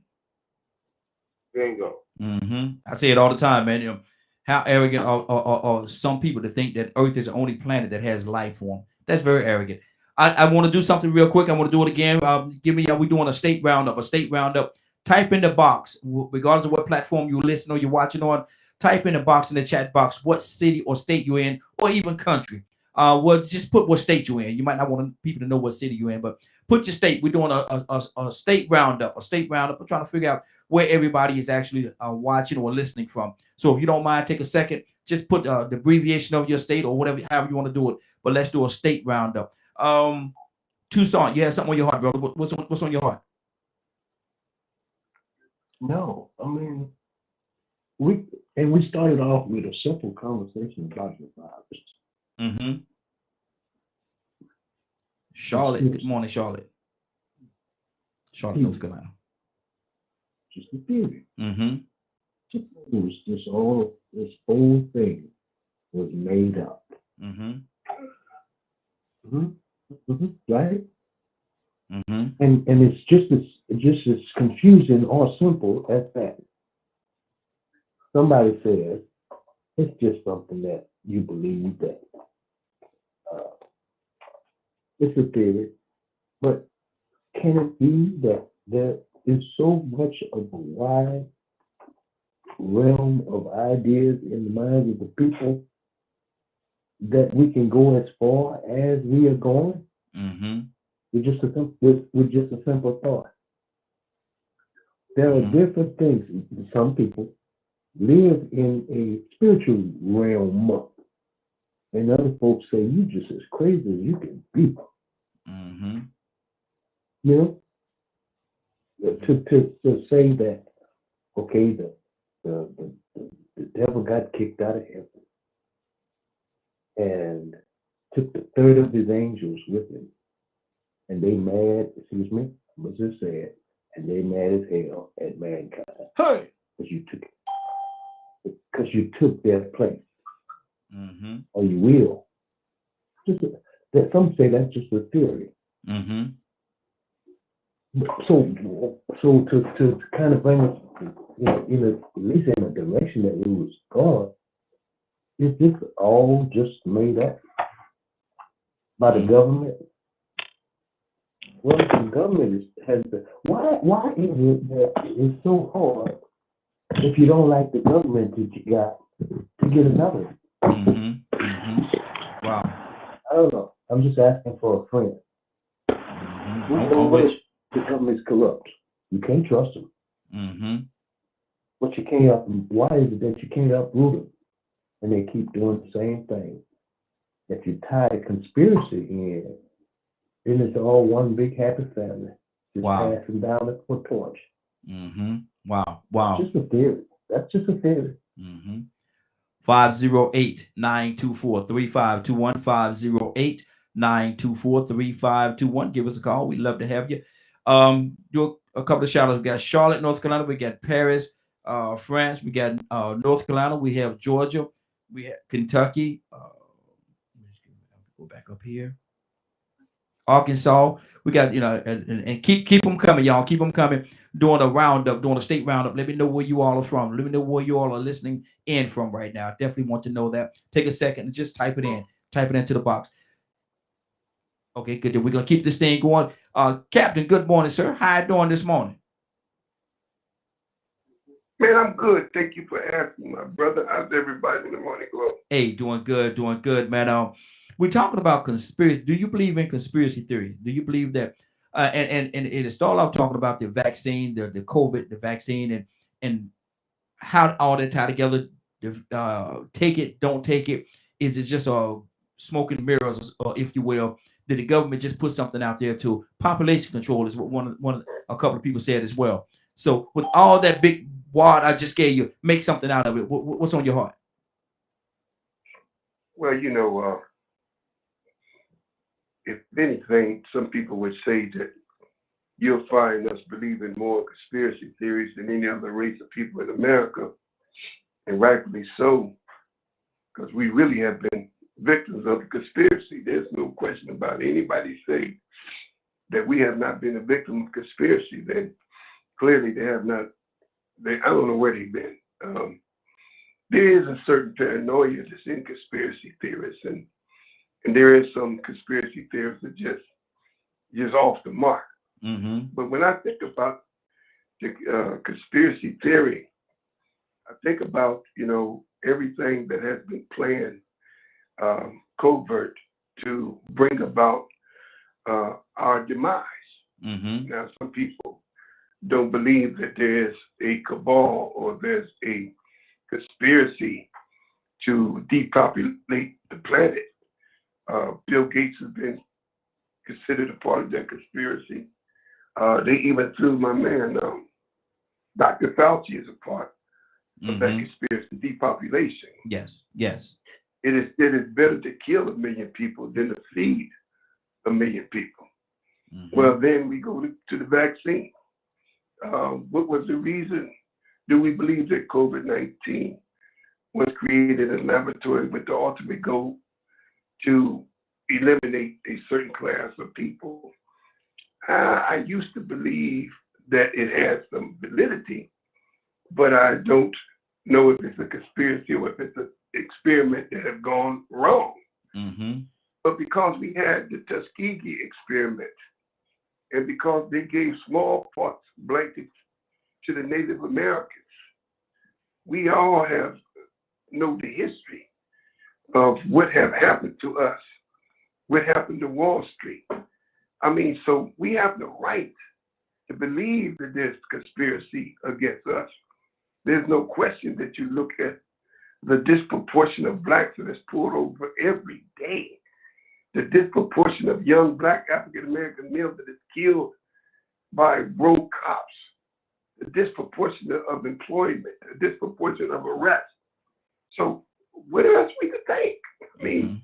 This just don't happen by no coincidence. So is somebody sitting in the back room, a room full of men smoking cigars, plotting on our demise? Well, I do believe there is a power that is hidden hand that is plotting on our demise. Can I prove it? That's the hardest thing about conspiracy theories. Mm-hmm. It's a theory. Yeah. It's hard to prove it. It's Mm-hmm. hard to prove it. That's my take on it. Good deal. Good deal. We're going to keep this thing going. As a matter of fact, we're going to change the topic in just a minute and move on to something else. But before we do that, let me go to Ibrahim. Ibrahim, what's on your heart, brother? Yeah. Again, he brought a very important point was brought up about what is a conspiracy, right? You can't prove them. Like conspiracy on Kennedy, right? Depending who you talk to back then, how about the grassy knoll? A man that shot the grassy knoll in the library, he couldn't have made that shot with the gun he had. But a man in the grassy knoll, if people heard, it kind of pointed in a different direction. How about the nuclear threat that Kennedy proposed upon this country, upon the world at the time? How about the mafia trying to get even? His brother is trying to shut down the mafias all over the world, and the mafia was trying to help take back Cuba, get their casinos back. How about the American? I go on and on and on. There's a probability that might be some people that work for that benefit, right? And then they because they're gonna receive something out of it. But now the conspiracy gets where it just if they throw anything out and whatever they keep throwing up against the wall, see what sticks. You see what I'm saying? So that's what I don't like about today, that nobody tries to disprove or prove a conspiracy theory. They just go with it. People get emotionally involved on conspiracies, right? Because I was told that I was an Uncle Tom that all these years and militancy and everything. He told me, I believe everything the white man said, blah, blah, blah. And I've actually tried to look at these things in different manners and try to come up with what might be true and what might be probable or what is, And reality is, right, that if it doesn't affect me, then it doesn't really mean anything to me. But if something affects me and affects the people around me, I want to get the best outcome out of the situation. And that's the thing about conspiracy theory. We can start conspiracy just like she said about the green man that levitated from the door. That's been over and over again. This virus. There's been movies about this virus before the virus even happened. Even before, y'all remember the swine flu, the avian flu. Do y'all remember those? That was a movie in 1995 I seen the other day with guy killed himself. I can't think of his name right now. About a virus, right? The Ebola virus, right? And that actually Ebola virus did happen. And later on, where it killed everybody. Did somebody create that because they heard about that? It came with an idea. Life is stranger than fiction. You see? About it moved so fast it killed everybody. Then they brought it here to the country. Brought it first, started bringing it to the country because they couldn't heal them over there. Then people over there died. And I had to go to Emory for my lungs and stuff like that, right? I stopped going to Emory because of that, because they brought them over here. Now, was that a fear? Was that being, prejudice or anything? No, I don't think so. It was me taking care of me, because I don't know how bad this thing how it get out. But that is what you learn over the years, right? And you evaluate things, you prioritize things. So conspiracy they come out of anything. All the people on other planets and through the universe. Well, I don't know, but I have an idea that it might be, the formation with my little knowledge, right? That everything happened in one part of Africa in the world, that everybody's based on one religion. Absolutely, I believe it happened. How it happened, I don't know. Good deal. Gotta keep it moving. Exactly. Gotta keep it moving. Mr. Ibrahim, gotta keep it moving. So let me go to Mr. Hicks. Mr. Hicks, what's on your heart? Rico, coming to you next. Mr. Hicks? Yes, sir. Yes, sir. I was just thinking in this term of conspiracy theory, the whole again, the process. The theory is because it can't be proven because the government says we had commissions, we had investigations, we did all this stuff. We don't find any proof of this being assassination. So therefore, anybody who speaks against us here, it's a theory because you can't prove it because we got the secret. So in terms of calling anything a theory, I mean the theory of relativity, Einstein's theory. Even now it's falling up to the new string theory. It's theories. That's a theory, but who we talk about now, we're talking about was 9/11 like they told us. I mean, because we got all those families going back and suing and going because they don't have information that they have to treat right. So I think it comes down to a thing of the distrust that we've always had as our people, we all had distrust of the government. Because you know, the police didn't play by the rules, courts didn't play by the rules. And so even now we're going to have them. We still know they don't play by the rules. Now, but the government is not just like a concept, an idea. It's people. So the different people have changed at different times and different things in their heart, which brought about the positive change that led to us not being under the same kind of pressure that we were 100 years ago. So there's always good people and bad people mixed in. And when you start lumping it in that whole understanding as a machine, it's not machine, it's people. We just started a conversation about voting out people that haven't stood up to what they promised us. Get different people in there. The government is people, human beings. Good deal, good deal. Rico, what do you think about the theory of reciprocity? You familiar with that? What's the theory? It's a You put in, you get out what you put in, pretty much. yeah, pretty much. Yes. I believe you know what I'm saying, in that energy. I believe in that universal attraction. You know, like I said, I didn't know y'all was gonna go into this conversation this morning, man. I've been sitting up here tripping all morning, man. I'm still trying to figure out why Facebook got this post pending with these pictures that I took. I done went through this before, you know what I'm saying? I posted pictures before, and now not only is the video not gone or they're not in my memories a year later, but I can't even find the videos in my camera for where I didn't go live. Wow. Because I didn't want them to delete it. So, I mean, yeah, I believe in conspiracy theories, man. I believe in, you know what I'm saying, the laws of attraction. You know what I'm saying? I believe you attract what you know what I'm saying, the type of people that, you know, you want around you to a certain extent, but it's about the effort that you make. All this about, you know, that on that end, that's about the effort that you make. And then you getting that, receiving it back. But once again, man, you know, if we try to simplify and make it seem like there's just a group of people coming together, you know what I'm saying, making up conspiracies, when really and truly, we have to understand that there are people that control so many resources and have so much majority stake in the decisions that are made of what is produced and who receives it. And then they also know the psychology behind human beings, with all the different studies that they can afford to pay for at Stanford and all these different places with rats and monkeys and dogs, community social studies. They've done this and they know pretty much how human beings are going to react and respond to certain crises or certain situations, conditions. It's inevitable for people to respond certain ways under certain conditions. So they conspire to create conditions. We call it school to prison pipeline. But we doubt that and say, are we to believe that somebody sitting around trying to plot to put these young black men in jail? They just some lazy bad boys. But then you sit back and look at the judicial system and family courts, and you're like, wait a minute. Somebody really trying to take the man out the household. Wait a minute. Some of these women really are using child support and family courts as a weapon now. Wait a minute. They actually introduced the word visitation into being a parent. Somebody conspired 30 seconds to make that a norm. To where we have to do abnormal things in a family unit that's supposed to be normal and accepted as a new norm, co-parenting, visitation. And now the atmosphere exists to a point where if a woman don't want their son to have visitation, or the son father to have visitation, and the court ordered it, she'll show them this her baby, I'll kill him.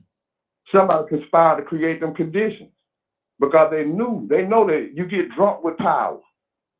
You get drunk with being unable to have access and control.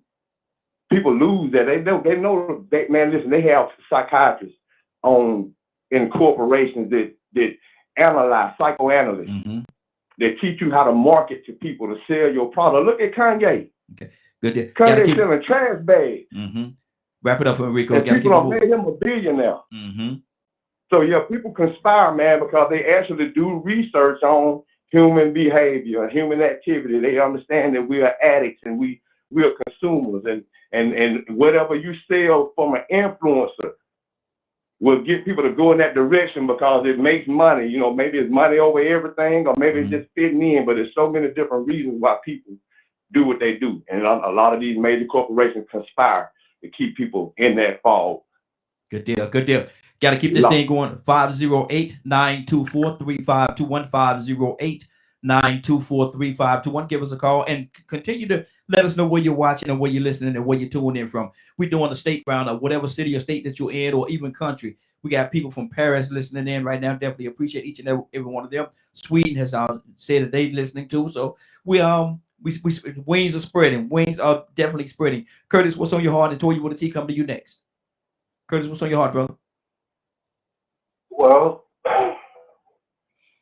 just dealing with the term conspiracy theory, right? I'm gonna go back to what I said earlier, and I'm gonna give you an example of why I believe this way. Every human being can conspire, right? But when you talk about a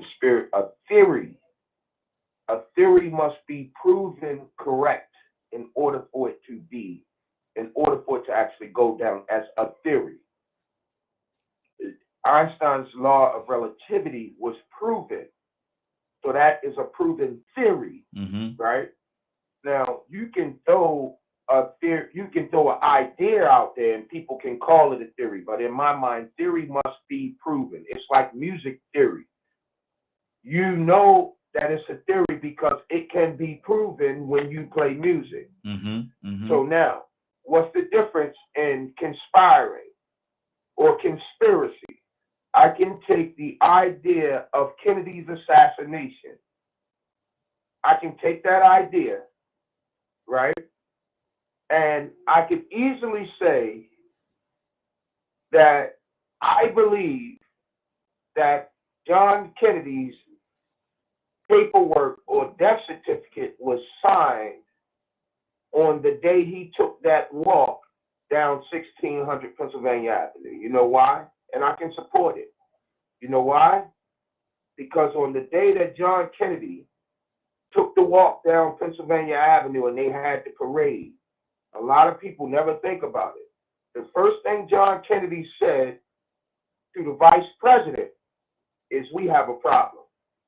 Vice president said, "What is that?" He said, "Why, when the FBI paraded by us, right? He said, why did we not see one black face? How many black people are FBI agents? None." Wow. So the day that Kennedy, I could easily say, the day that Kennedy signed a decree to make sure that the hiring of the FBI was diverse is the day that his death certificate was signed. Wow. However, I don't have any proof to that because I don't have nobody saying, "Hey, I was sitting at the table when they agreed that because he brought black people into the FBI, that we was going to kill him. I was there." Because I don't have that evidence, I can't call my conspiracy, my created conspiracy, a theory. I have to have evidence. So, I mean, oh God, there's so many conspiracies out here, man. I mean, you know, the World Trade Center can be proven as a conspiracy. Buildings only fall like that when it's a situation when you have a demo team. Those buildings fell, boom, boom, boom, boom, boom. Now the flip side of that is, guess what? The engineer and the designer could have just been that good. Wrap it up for Curtis. I'm done, bro. I'm done. Good. Toya with a T, good morning. How you doing this morning? Good morning. Good morning. How y'all doing? Hey, doing good, doing good. Since we're talking about conspiracy theory, and we started out talking about the COVID, the vaccination, and then we veered over to conspiracy theory. How do you feel about conspiracy theory? Do you believe in them? Is it reality? Well, to me, I believe in specific conspiracy theories. Okay. COVID, I feel like was one of them, and I felt like that was a conspiracy when it just went away, and then ain't all of a sudden ain't nobody had to take vaccines no more, and people did. I mean, y'all wasn't outraged. Like what? Like wait a minute, we all finna die. We all wear a mask, but if you can smell a fart through a mask, you can't get COVID. But then all of a sudden, just up one day, it just went away, and nobody said nothing. So absolutely, there's a bunch of theories that I believe in. You know, there are a bunch of theories that people, conspiratorial theories that people believe in the United States says it's not true. That has been proven. And they still say that it's not true, especially when it comes to black and white affairs. There's thousands of theories where people feel like they were being mistreated. Or let's talk about what's his name? Christopher Dorn. Remember the black guy that was the cop back in California a long time ago? Exactly. You know what I'm saying? When he telling people, hey, something ain't right, they prejudice, they're this, they're that. That was more than a theory. They knew it was true, but do you see what happened at the end of the day? So absolutely, there are a lot of realities that are for black people that are conspiratorial theories that they say it's not there, that it's actually there. Mhm. So yes, I do believe in them.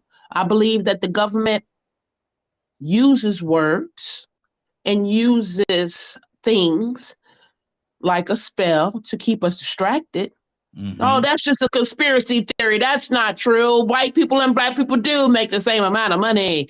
Y'all just don't make enough money because you're not qualified. But I got a master's and you got a bachelor's. I've been doing it for 20 years. You've been doing it for 5. You get paid more, I get paid less. But that's not a conspiracy against me. So, of course, they're true, in my opinion. You know, this is a life to where a lot of people don't think God is true. Mhm. You think that whole religion, that's a conspiracy to control you and do what you want to do, but it don't matter what you think. He's real. He is real as you and I. It's more than just a conspiracy. So you know, a conspiracy or a theory is not really about what you think. Mhm. You know what I'm saying? It's in my opinion, also, and by definition, it's really not what's been proven. Mhm. It's a collection of specific ideas or definitions about a specific issue or problem, you know what I'm saying, or situation, but it doesn't necessarily have to be proven true for it to be real. You know what I'm saying? Because that's why we call it a conspiracy theory, because they're denying it, but we know what happens. You know what I'm saying? So in the United States and in this world today with humans, Rico hit the nail on the head earlier, and we were talking yesterday briefly about the United States. We are a corporation. And Mhm. we get treated, you know what I'm saying, like a corporation over here when things happen, and they are the ones that run the world. So, of course, for example, if you're working for a corporation and something happens, when it comes time for the media to come find out, what do? They tell you don't say anything. You know what I'm saying? Don't discuss the things that happen with the corporation. And there's a cookie cutter universal answer that you have to give, and that's what America does. Good deal. Good deal. Got to keep this thing moving. Captain, what's on your heart? Well, when you look up, of course, man, everybody's is really, they said it, two things I keep hearing in the same breath for everybody. We had to tie something that we all have common that we all mentioned is that it's hard to prove a conspiracy. Mm-hmm. And there has been, as Rico said, there has been some conspiracies that have been proven to be true. You have to look at the word conspiracy comes from the root word conspire. Conspire means, to more planning or plotting, whether the plotting and the planning is negative or positive, secretly. So, the question is, who is the conspiracy, the conspiracy, and who's the planning and plotting? Mm-hmm. And are they doing it? And but remember now, when they said that the United States government was responsible for bringing crack cocaine into the black community, before Freeway Rick Ross exposed it to be true, it was a conspiracy. Mm-hmm. Ah, no, man, the government, there you go, you Muslim, there you go, you act nationalist, there you go, you conspiracy theory. Now the government is really responsible for bringing crack cocaine in the community. You conspiracy theorists. But now it ain't a conspiracy no more. It's a proven fact. It started off a conspiracy. But now it is a proven fact. So as Brother Rico said, some theories have been proven. It's no longer theories, a fact. But the bottom line is the question I want to answer. See, the question is, when you keep looking at disproportion, what do the word disproportion mean to us? Do that, everybody on this line, do the word disproportion mean something? How is it that we are everything when it comes to us as a people is disproportion? You can't say because of our small numbers and probably, well, the Jewish community have a smaller number than us, and they're not disproportionately treated a certain way. When you find anything that's disproportionate, look here, we at the table, and Mama getting ready to cut some of that good cornbread. But she gives the best pieces, biggest pieces to the one she liked the most. And you get a small portion, a small proportion. But she said, I'm gonna sit here and cut it equally. And then you looking at how it's cut, you say, man, that's disproportion. You give more to so-and-so than it's disproportionate. I got a smaller piece. And every time we come to eat, I keep getting that smaller piece. Why? I have to ask the question, why I keep getting the smaller piece of the pie? So we have to answer why? Why? You know why we got to ask the question why, family? Because why demands an answer. It demands an answer. We can't keep saying we're disproportionate. Why? Because then when you go to the why, then you may find out it is a serious cabal. It is a plot and a plan conspired by some people to keep us in this condition. And if we find out it to be true, then what are we going to do about it? Good deal. Be like that frog, stay in the water. We're going to stay in the water until he turns so what we kill him. Or we're going to dump out the hot water. That's important. We can come up and solve the problems all day long when it's fine with you, the brilliant men and women you got on there, Anthony, brilliant. But if we want to get to the root of it, let's get to the root of it. Absolutely. The word conspire. And people conspiring to purposely keep us disproportionate. Is that real? Or is that Memorex? Wow.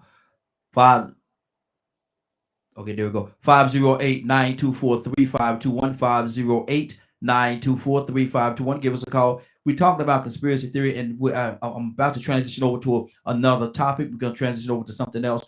But Leonard, good morning, sir. How are you doing this morning? Good morning, Raheem, and morning, Glow family. Hey, good morning to you, bro. What do you think about conspiracy theory, man? Is it just that a spirit? Is it just conspiracy? People come together and believe in what they want to believe. What do you think about conspiracy theory? I mean, it exists. But if you run them type of people that just repeat what you heard, that to me is useless. Go find out what the conspiracy is. I mean, if you're really concerned about it. I mean, I don't know. I don't just sit around and say everything is a conspiracy. So if it's a conspiracy, you do the work to find out what the conspiracy actually is. Okay. Is there any particular you talking about or what? No, well, we started off talking about the COVID, the vaccination and stuff like that, and people say that it was a whole conspiracy theory, and it was the government conspiring, and it also veered toward saying the government conspired for population control and different things of that nature is what they were saying about what was being said about this whole COVID situation and the vaccine. What's on your heart? I mean, if you want to believe, believe it. But it's a difference. See, belief does not require any facts or anything. You can just believe it just because, just like religion. You can just believe it. You don't have to prove it. You're satisfied with the belief alone. Wow. Okay. Cassandra, what's on your heart?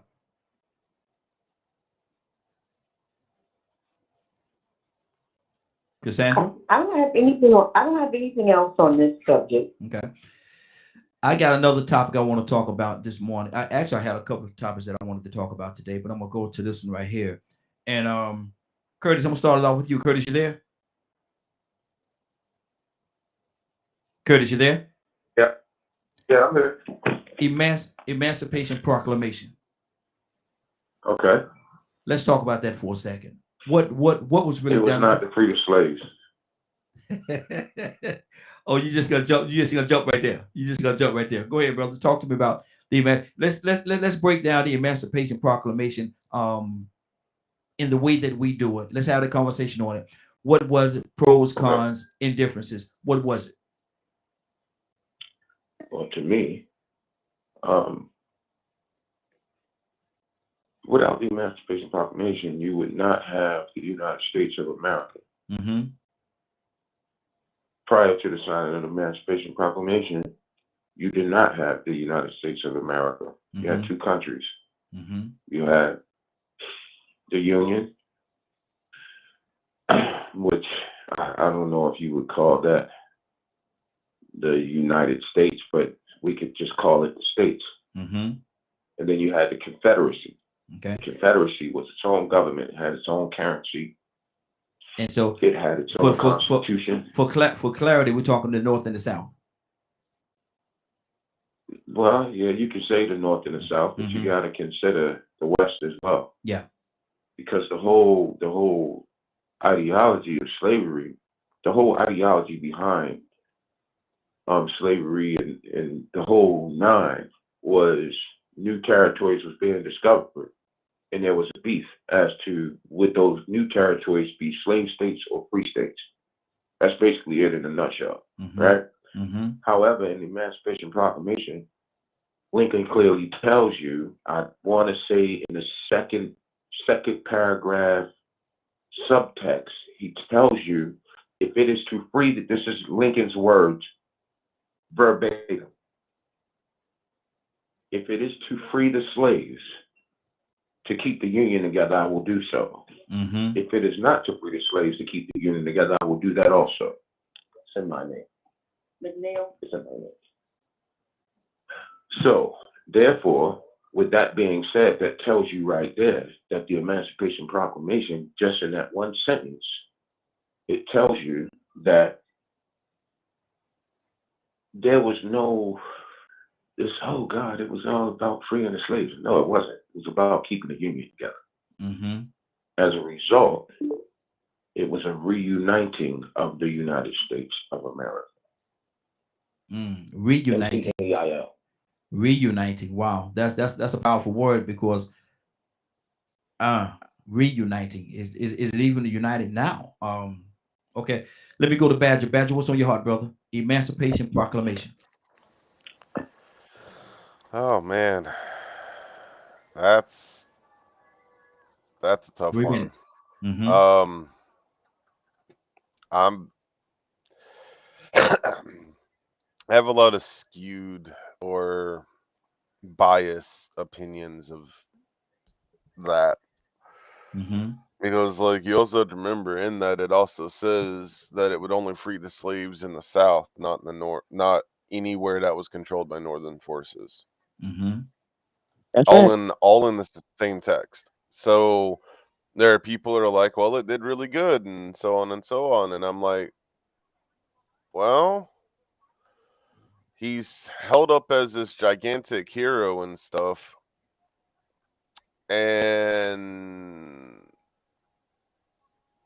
you look at everything that was written and stuff. Let's just overlook all that, and just see, man. I'll just come out and say it. In my view, when I look at things like that, and then people having issues with statues of other people, I logically don't see any difference,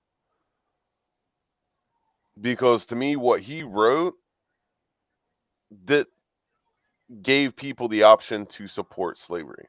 It gave the option to create Jim Crow laws, Mm-hmm. especially in northern controlled areas.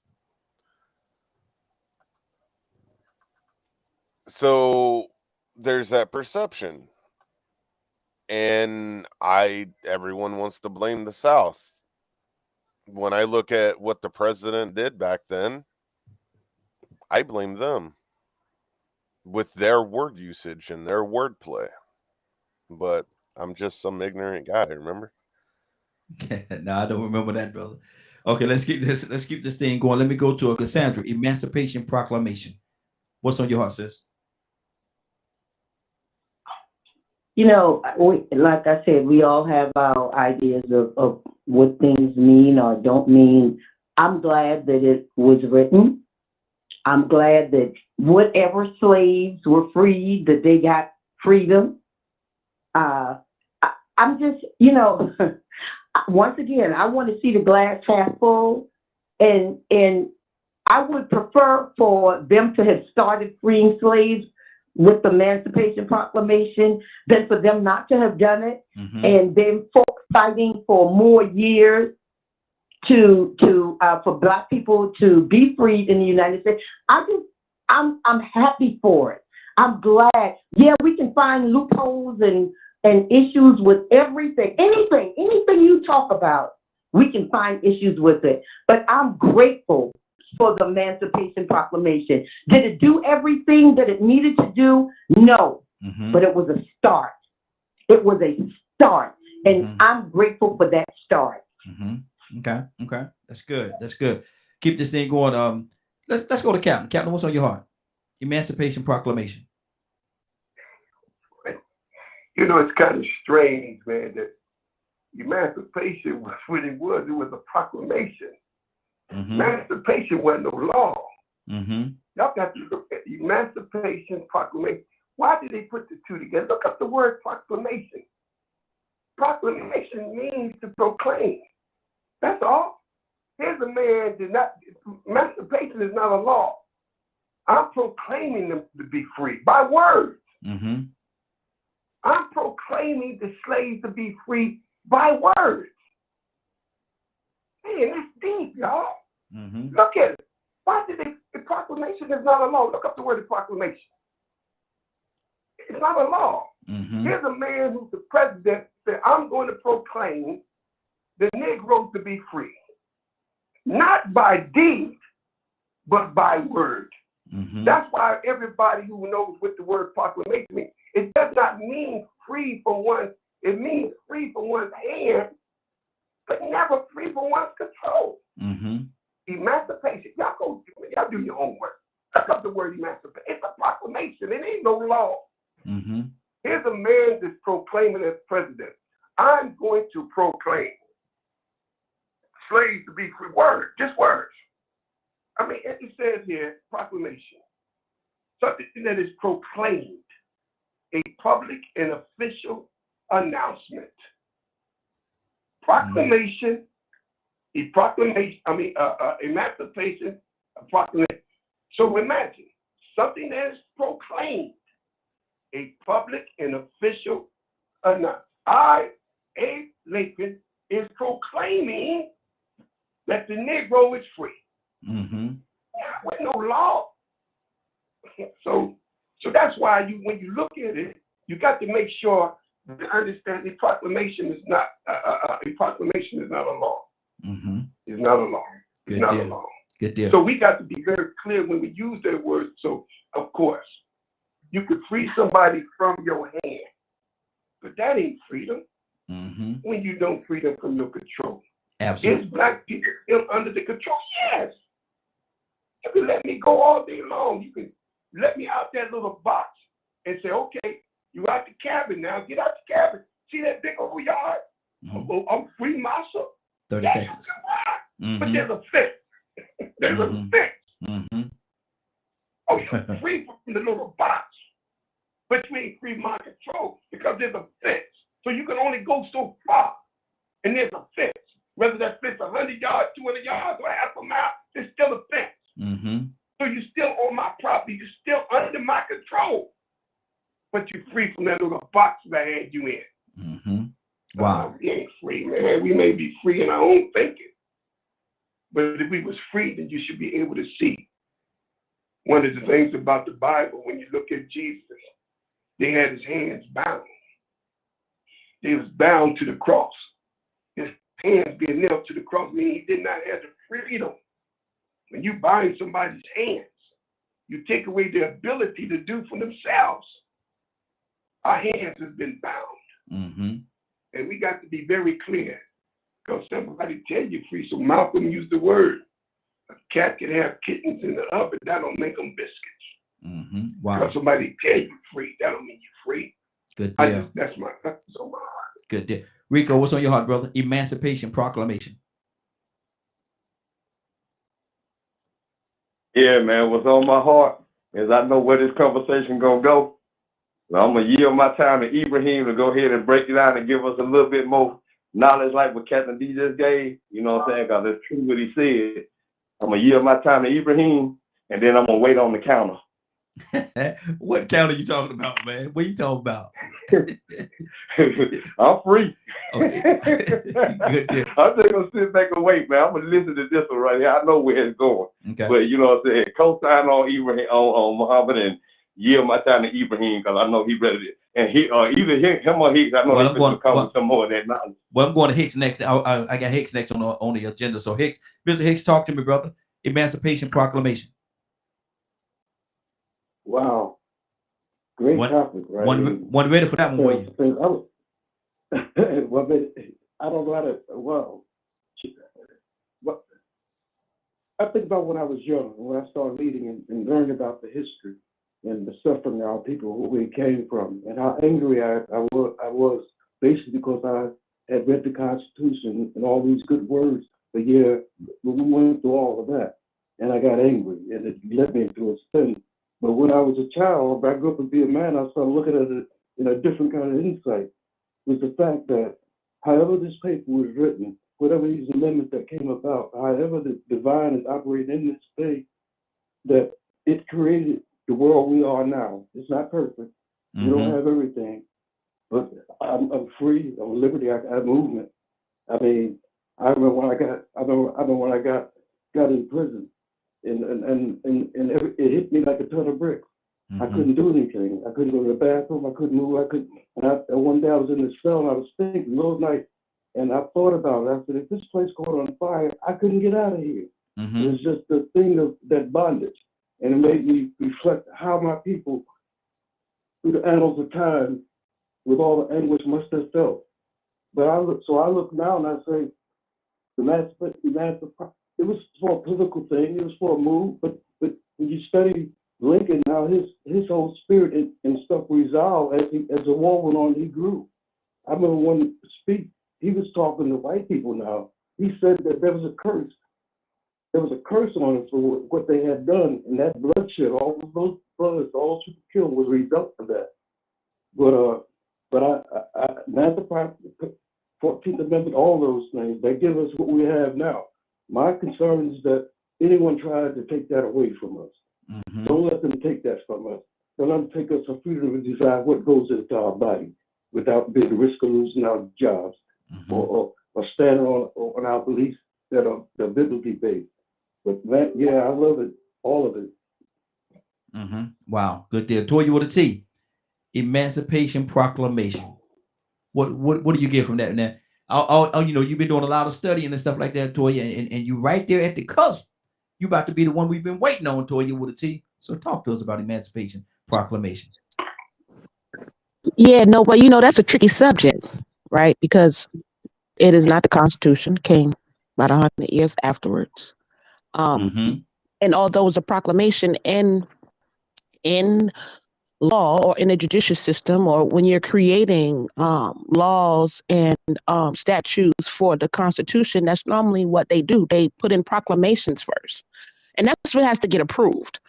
So, like, for instance, in your local city or town right now, if a white person was to draw up a proclamation that says they want to have Confederate Day, they have to go sit in front of the commissioner's team and all that there, and they have to approve that proclamation for it to be a part of that county, which doesn't necessarily interfere with the state and the feds, which was kind of the issue of Thomas Jefferson's. He could only deal with the Confederate states, and the other states was the issue, which that started the Civil War. I think one thing we have to stand about that time is, like, every era has this thing, and I hate to have to say it, but back then white people owned slaves. Doesn't necessarily mean that all of them were brutal white people that owned slaves. That was just a way of life for them back then. And for Mr. Jefferson to do what he did, it was like he was torn between the two. You know, they all like black women. They all did things with black women. And, you know, of course, things get heated and hectic. And I think that some of those relationships is what softened the hearts of some of these white men back in that time. However, we all know that that's where Juneteenth came from 2 years later, right? It was signed in 1863, but it wasn't until 1865 that all black people kind of got the word. The Confederacies was involved with it, and some of the other northern states was like, you know what, they might be right, because they were now looking at this thing from a global point of view and not just blacks right here in America.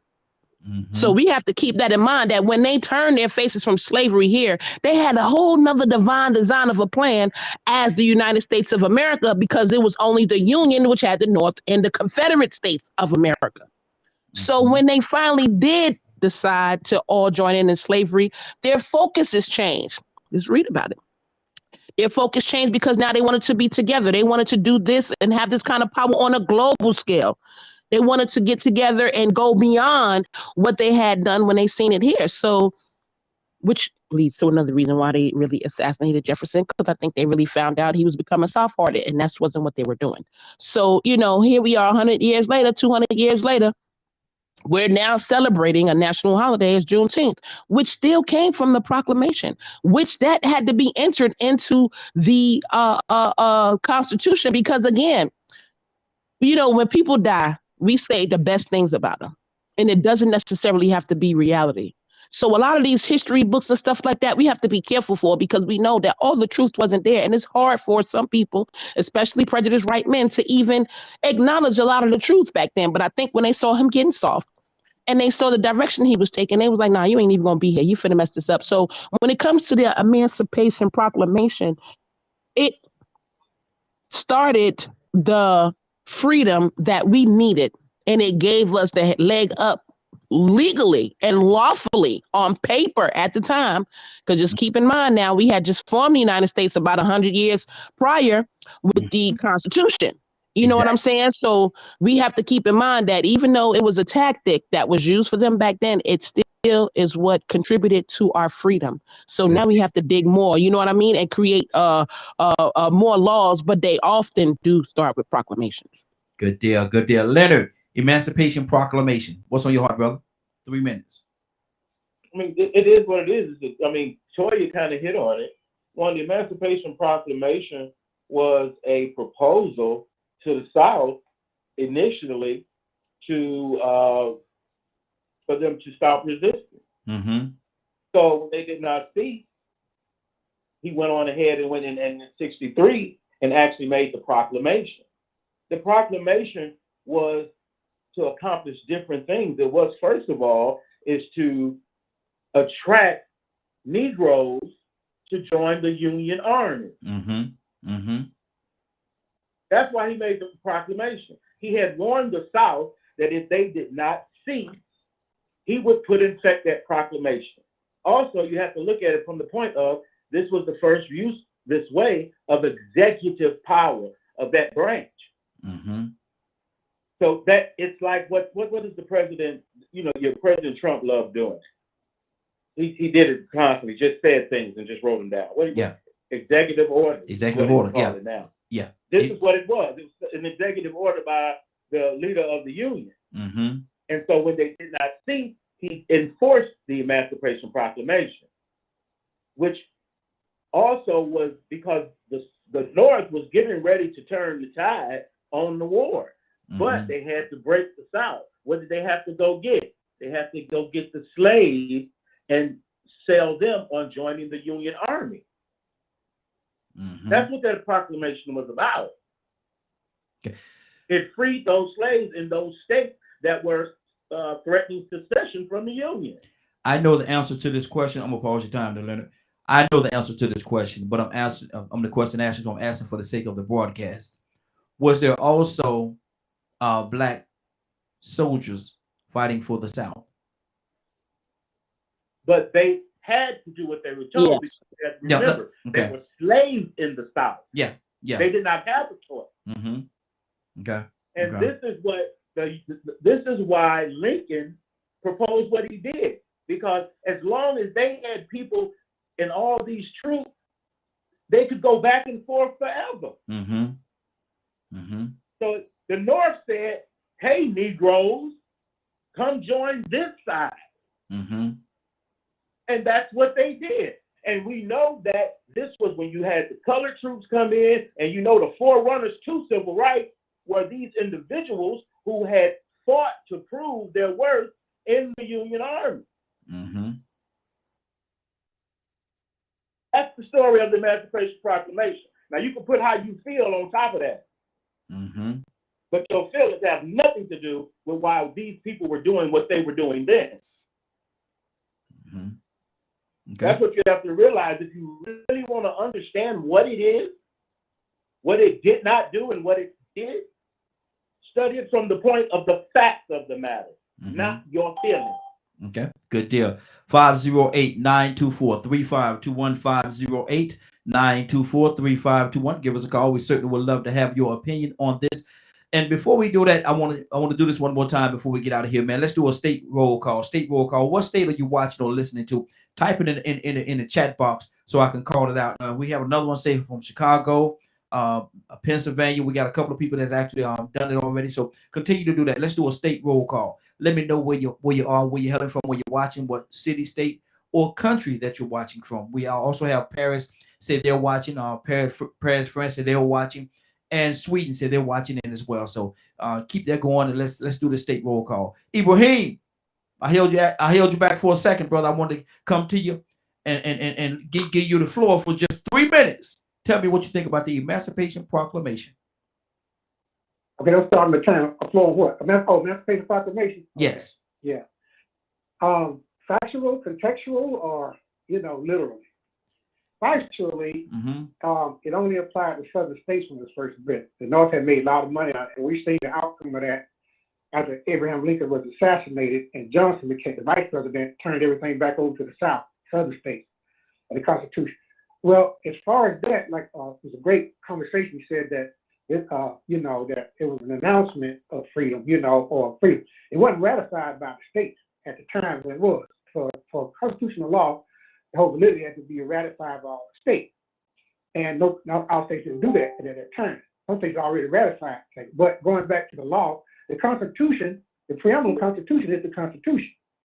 All the amendment addresses those parts of the Constitution or the preamble. The preamble was not law, but it was a feeling of a group of people. We hold these truths to be self-evident. But it wasn't a law. It became a law when they started making this big decision about the preamble of the Constitution. So we going on, but the truth of the matter is, we were free. We weren't free because we've been fighting and challenging the Constitution ever since the very end of the Constitution. We had more freedom after the Civil War than we have today. And you can go through history and on up to 1870. We had more freedom then than we had today as far as the way people walk. They ratified the law to make the other amendments, except in the commission of felonies. Let me pause your time for a second. Hold on, Ibrahim, let me pause your time for a second. You say they had more freedom back then than they do in 2022. Is that what I heard you say? At the end of the Civil War, yeah. Okay, go ahead. I mean, you can check my history. No. I just wanted to be clear. Go ahead, finish your thought. Okay. Now, what it was now, and black, ever since 1870, when they started taking it back, they started snatching elected black officials out of the legislative body, the state and the countrywide. I don't know if y'all heard a few years ago, they said we have almost as many senators and congressmen in office that we had during the Reconstruction period. Y'all should listen to that. The other thing is that the Jim Crow law took effect because there were some laws like not riding on the front of the bus or transportation system that came about. It was kind of like a gentleman's agreement that you to do certain things. That came about during the Jim Crow law. You check my history back decade by decade after 1870 up. Now, so the Niagara Falls movement, NWCP, that's what they did. They challenged the Constitution, right? And you can check the history of that and the history of I forget his name right now, the first black justice, right? How he successfully did that by challenging the Constitution and laws. He didn't go against them; he challenged them as a face value, right? So, and today, and all doing it from the 20s, the first American Spanish War, American War, World War I, World War II, and on up to today, and then the Vietnam War. they started off the civil rights movement by demanding that they be treated equally or receive their benefits of the other two did, because they risked their lives the same way. World War II was a deciding point when it changed. So now we're still here today fighting because we haven't reached that pinnacle protection of our law, because we have to have sidebars on the law to include us, because we're not accepted totality within the law. I would easily say I'm an American citizen if I was totally accepted within the law. And the law reinforced that and stood by that. But just like everything else, the law changes. It's a living document. It changes and changes. The majority rules. Good deal. Ibrahim, keep it right there, brother. Okay. I gave you a little extra time, man. I wanted you to finish your thought, but I got to keep this thing moving. Let me go to to something else. Let me go to Willa. Willa's with the Willis. Good morning. How you doing this morning? Good morning, Raheem. Good morning, Morning Glow. Well, I need to ask you a question, and we're talking right now about the Emancipation Proclamation. What is on your heart concerning that? You know what, Raheem? I was listening to Cap and Ibrahim, I think. Yes, just now. And I was, I'm 64 years old, and the history lesson of the Emancipation Proclamation, I can't give you details like they can. What I can say is that Ecclesiastes 3:1 says that everything, there's a season. There's a season in everything. I can give you that. That's on my heart. Good deal. Good morning. Good morning. Good morning, sis. Let's keep this thing going. Let's go back to Cap. Cap, what's on your heart? 3 minutes. Go ahead, Sister Willa. Girl, you sure know how to back everybody up. Hey, we're gonna challenge scripture. Me brother can come up with all the facts all day long, but the scripture is mentioned, you have to bow down, because you're right. Everything has a time and a season under the sun. And there's a time to be born, there's a time to die. We have to, but the question is, do we know what time it is? It'd be crazy to see a man out in the field in the wintertime trying to plant. He's out of season. You see somebody in 100 degrees heat with a mink coat on. He's out of season. Yeah, everything else. But the question is, how is this season? But I like, and this is really a good subject. As I listened to Dr. Leonard say, keep your emotions out of it. Deal with the actual facts. Yes, if Black folks were still free, we should not have to ratify the voting rights every year. We shouldn't have to, if we free, according to what they say freedom is. If we truly was free, how come we in the condition that we're in? Who are you gonna blame that on, white folks? We just say, well, it's a shame. No. You could be free from your hand, but are you still a slave in your mind? And there are people that is free in their mind and still a slave in their hand. But when we talk about the question needs to be understood. Did this United States government, whether it's under Lincoln or Jefferson, did they free us for the reason of justice? And they freed us because what they did bringing us over here was illegal and it was unjust. And they freed us to right or wrong. If you ask that question, you say no, then there you go. There you go. They didn't free us to right or wrong. I don't think nobody on this line can say they freed us to right or wrong. But the listeners said they freed us because they wanted to unite the Union. White people was divided against white people. And Lincoln said, if I can free you, if I can keep you a slave and preserve the Union, you'd still be in slavery.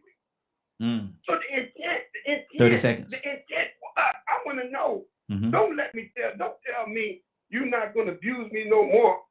But you love me, but I'm still going to abuse you. Wow. But I'm gonna give you a divorce, not because I think you deserve a divorce, because I don't like you no more. Who don't want a divorce? You would want a divorce because you believe the person deserving a divorce. So we want to be very clear and not want to keep emotions out of it. But I love the fact when we step up our game and definition, it makes a little bit the conversation a little bit. Sister T, you're very smart in understanding the Constitution. You broke that down real good, sister. Thank you so much. Absolutely. Not only do I get something from y'all get something from me. We get something from each other. Ain't no right or wrong on this kind of conversation. It's the degree of how much you study. Exactly. It's the degree of your experience. I would never try to act like I know more than Dr. Lynn. I don't know his experience, or Rico, any one of you. But when you know what you know, and then I land what I know. But I love this. But ask yourself the question, did they free us to right or wrong? Good deal. Absolutely. Absolutely. Rico, talk to me, brother.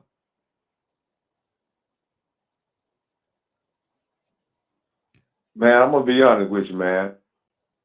Captain Dennis, Toya, everybody saying everything I want to say, man. You know what I'm saying? This is one of them topics. Well, I've said this before, and you know what I'm saying, I don't want to repeat myself over and over again because I'm right along in that wagon with what they're saying. You know, there's a logic to everything, especially if that logic didn't exist beforehand. See, with that reason and the reasoning, like Captain just said, they had us in slavery for a reason.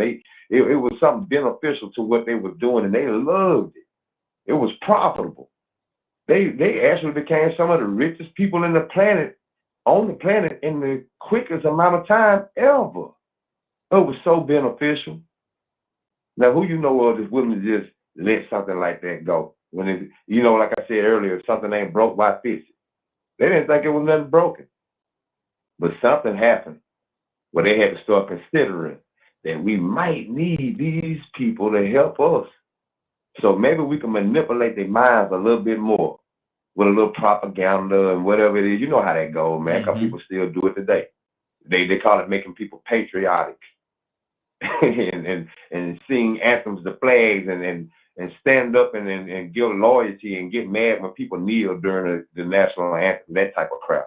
You know what I'm saying? That science works, you know what I'm saying? It goes back to what I was saying earlier about the science behind persuading people mentally and using resources or benefits to persuade people to do things that really work against their best interests. Deceive people into thinking that they're in a better situation when really and truly they're being manipulated for the benefit of somebody else. So, you know, man, I agree. You know what I'm saying? We are, in today's society, you can see really the disorder that's going on shows that wasn't the right intention from the very beginning, because there were a lot of things that continued to happen after that. A lot of conditions that were created. You know, we got this thing going on in the prison system, this thing that happened before then called convict leasing and peonage. Guess what? They found another way around slavery. After the Emancipation Proclamation. Ain't that something?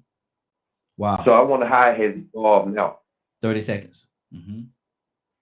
Oh, I'm good. Good deal. Good deal. 508-924-3521. Toy, you want to talk to me, sis? That's right. You better say it. One of my comments was that they decided to flip it on a global scale because they did not only become so-called sters of so-called colored people here. United States is like the master of the world because everybody's scared of the United States. That whole facade, fake it till you make it, that we are the most powerful country in the world is what keep other countries at bay. But that's what they flip with the slavery thing. You know, I don't think that we really think about the fact that, well, first of all, I made a comment to somebody the other day that do we know that slavery is not a global law? It's not a global law. They lied when they brought us over here and did all this, that, and the third. That was just a gimmick, but they made it into a law. You know what I'm saying? Slavery is not a global law. You don't just be born and, oh, you're a slave. A human has to do that. So technically, by the law of nature, the law of God, there's no slaves. People enslave you and you fall for it. That's very critical when we think about the whole concept of what they did in the United States of America. This still depicts until today, because look at the police force. Look at the corporations that we work for crumbs, but yet and still our rents are 5.5 times more than what we get paid. Look at some of the human trafficking. Y'all know in order to get a donor, a organ, the person got to be alive. Now, what we're saying is that these same people, the same concept, the same mentality that was based here 200 years ago, it just up and went away. Oh, they just stopped. And it doesn't exist anymore. Not in your schools, not in your hospitals, not in your jobs. It just up and went away. But no, now it's more hidden, right? They took they white mask off and they put us in uniforms. They put us in positions now. And at the end of the day, this is still a form of modern day slavery because you still can't do what you want to do. You have to ask for permission to start businesses. You have to ask for permission to build homes on land. You have to ask for permission to grow food. So, to an extent, this is what we call modern day slavery. Because if you dare step out of line, out of what's in that context of the law, you're in trouble. If you dare try to break away from that, you're in trouble. So I think we really have to, when we look at Black people, I'm not outcasting nobody. If you fit the Black card, we welcome you. But right now, we're talking about us. If we want to see what it takes to build a nation, we need to look at that proclamation and we need to look at that constitution and we need to do it. No more talking. It's been done. We know it's happened. Now we need to form our own. What's up? Because it's not a global law that Black people can't form their own. We need to do the work. There was no law that said, oh, yeah, white people are coming to America and steal the land and make your own law. That wasn't nothing. That was just what white folks did and they succeeded. So when are other races going to do the same? It's about us. It's not about these imaginary laws we can't see. We the people, whoever we are, whatever color we are, got to get together, make a difference, make a stand. And we see everything it takes to build a nation. We got to get it done. Either we're going to take it back by force, we take it back by law, or we just take it back either way it go when it crumble, however we want to do it. Good deal. Badger, talk to me, sir. What's on your heart? Mm. 3 seconds. No, I mean, You know, 3 seconds. 3 minutes. 3 seconds. Wow. 3 whole seconds, baby. You know, a lot of times on these topics, you know, I've also had to learn to approach things differently. And there are a lot of times where if you ain't in the group, your opinion, your views most of the time don't matter. No matter what's going on. Or my pains is worse than your pain. And all this comparison goes on. Yet, we're going to talk about getting together, right?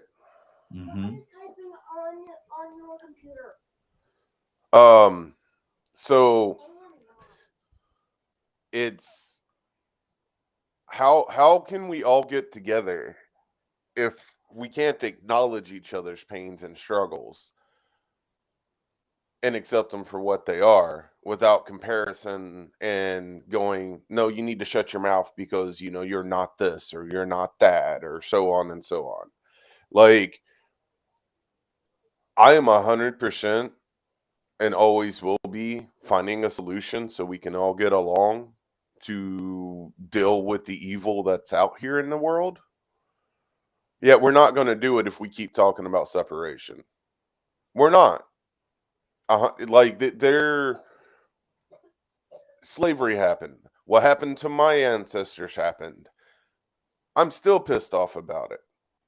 I use it as fuel to try to figure out how we can get along. And I'm sitting here and I'm listening to everything that's being said, and I hear it all over the place.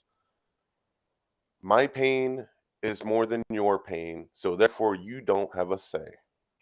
But you know what? I've heard natives do it to other people. I've heard whites do it to others, and blacks do it to others. Badger, the one consistency in what you said, and I understand what you're saying. I understand exactly what you're saying. But the one consistent that I hear in what you're saying is that a lot of people are in pain. Whether they say my pain is greater than your pain, or they compare pains, or whatever it is. everybody is saying the same thing, that they're in pain. So how can we get to a place where we can heal that pain so none of us have to deal with it? It's an individual thing. Toya literally just said a moment ago, right? You know, if you're not black, you know, see your way out kind of thing, right? Why make that comment when you honestly have people on your side trying to help you fight too? That's not what I said, Badger.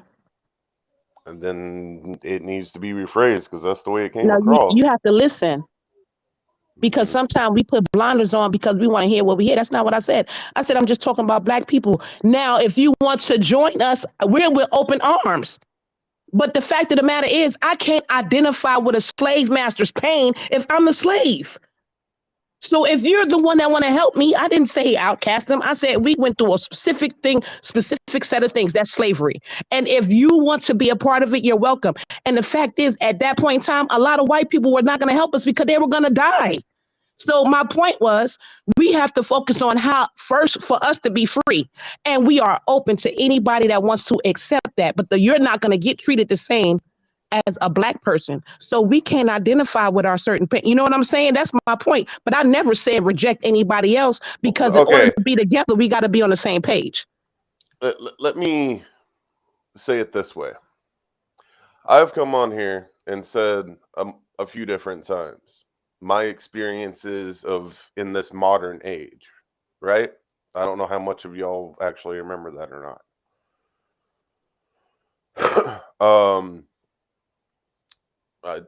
I mean, do any of y'all remember? You go ahead, make your point, brother. Okay. So, yeah, we remember, Badger. Yeah, we remember. I remember you throwing that out there, Pat. Mm-hmm. Huh? He said, remember. Go ahead. Okay. So, if we look at modern day, right? All of us can look at history and be upset at things that happened in history. We're in today. How do we make sure that doesn't repeat? We can talk about the slave owners. I can talk about Thomas Jefferson and how evil he was all day long. We can talk about Abraham Lincoln, the Proclamation, and so on and so on. When can we actually group as a human race, put our colors to the side, and fight the evil that's in our government? Okay, let me get somebody to answer that question for you. Cassandra, what do you say to that? No. I'm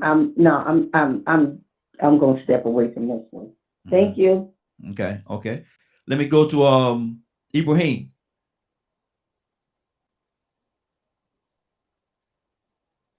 Ibrahim, you there? Nobody want to answer that question? Okay. Curtis, talk to me, brother.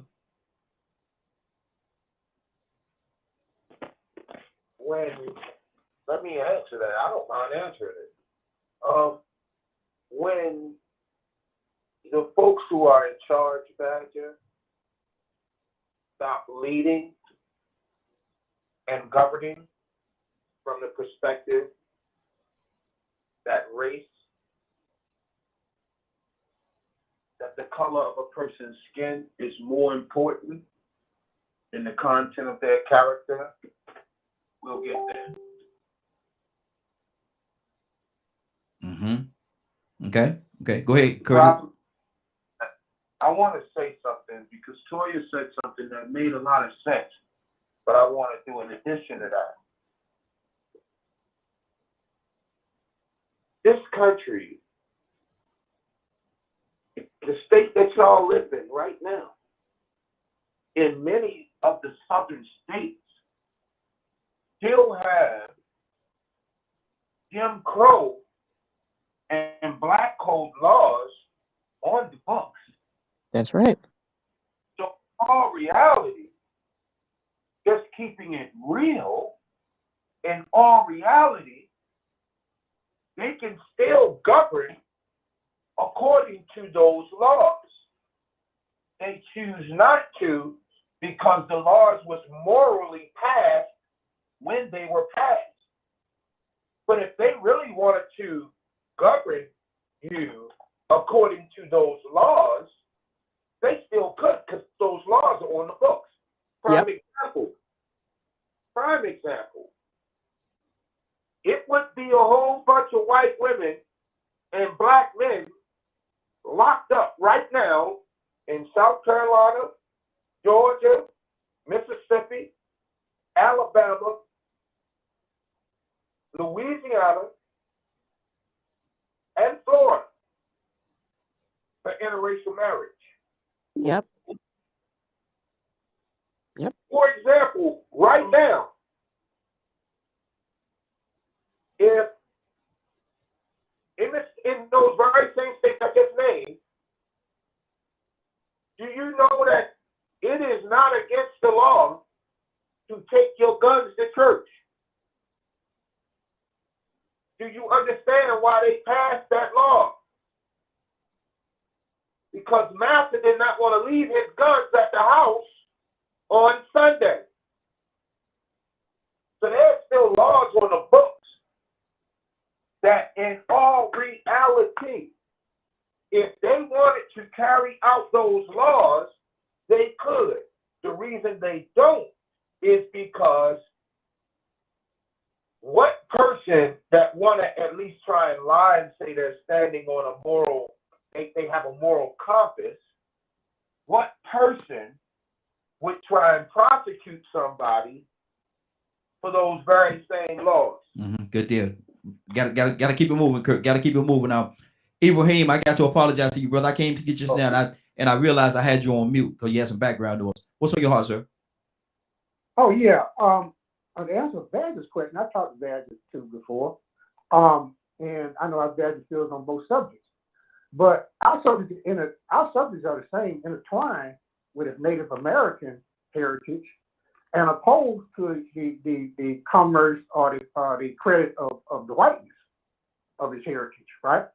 I mean, it speaks for itself. You know, if y'all want to know the opinions of people that were first generation out of slavery, or born after slavery, right, in 1800s, then I was a good source is W. Du Bois of all people. When he talked very militant about it, he said black people freed themselves. And when you're talking about freedom and, like I said, constitutional law, I bring up Sojourner Truth.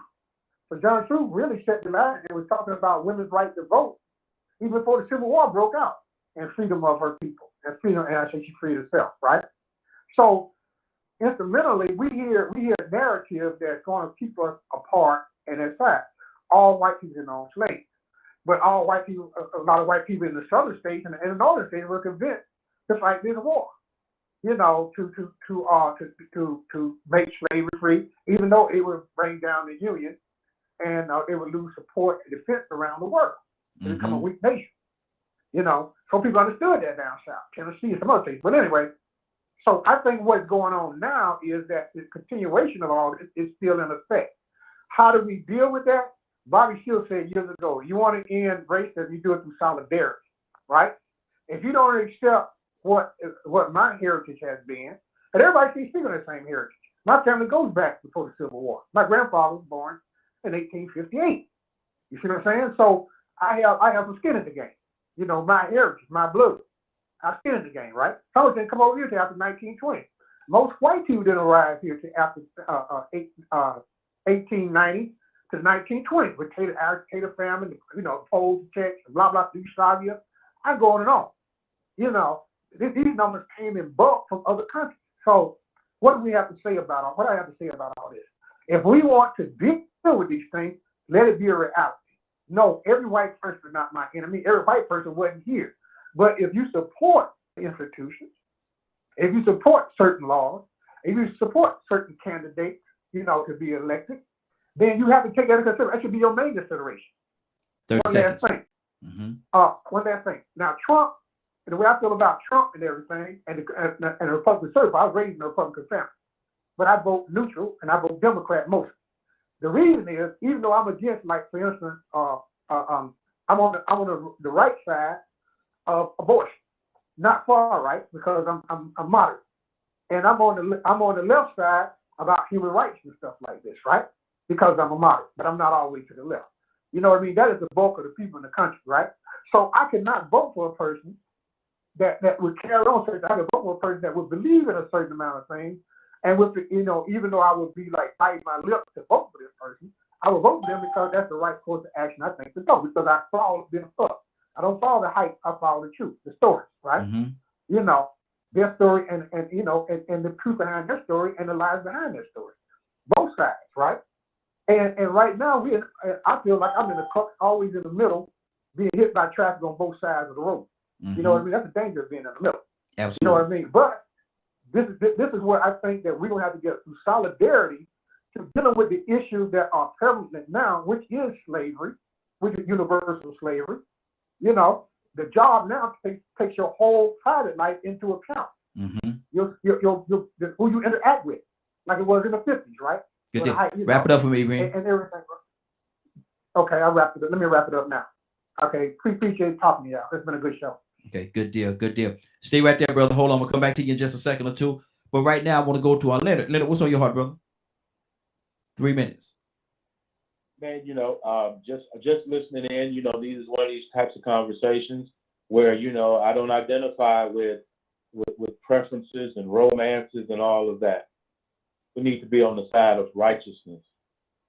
And if we can't focus on doing the right thing, we can't be together at all.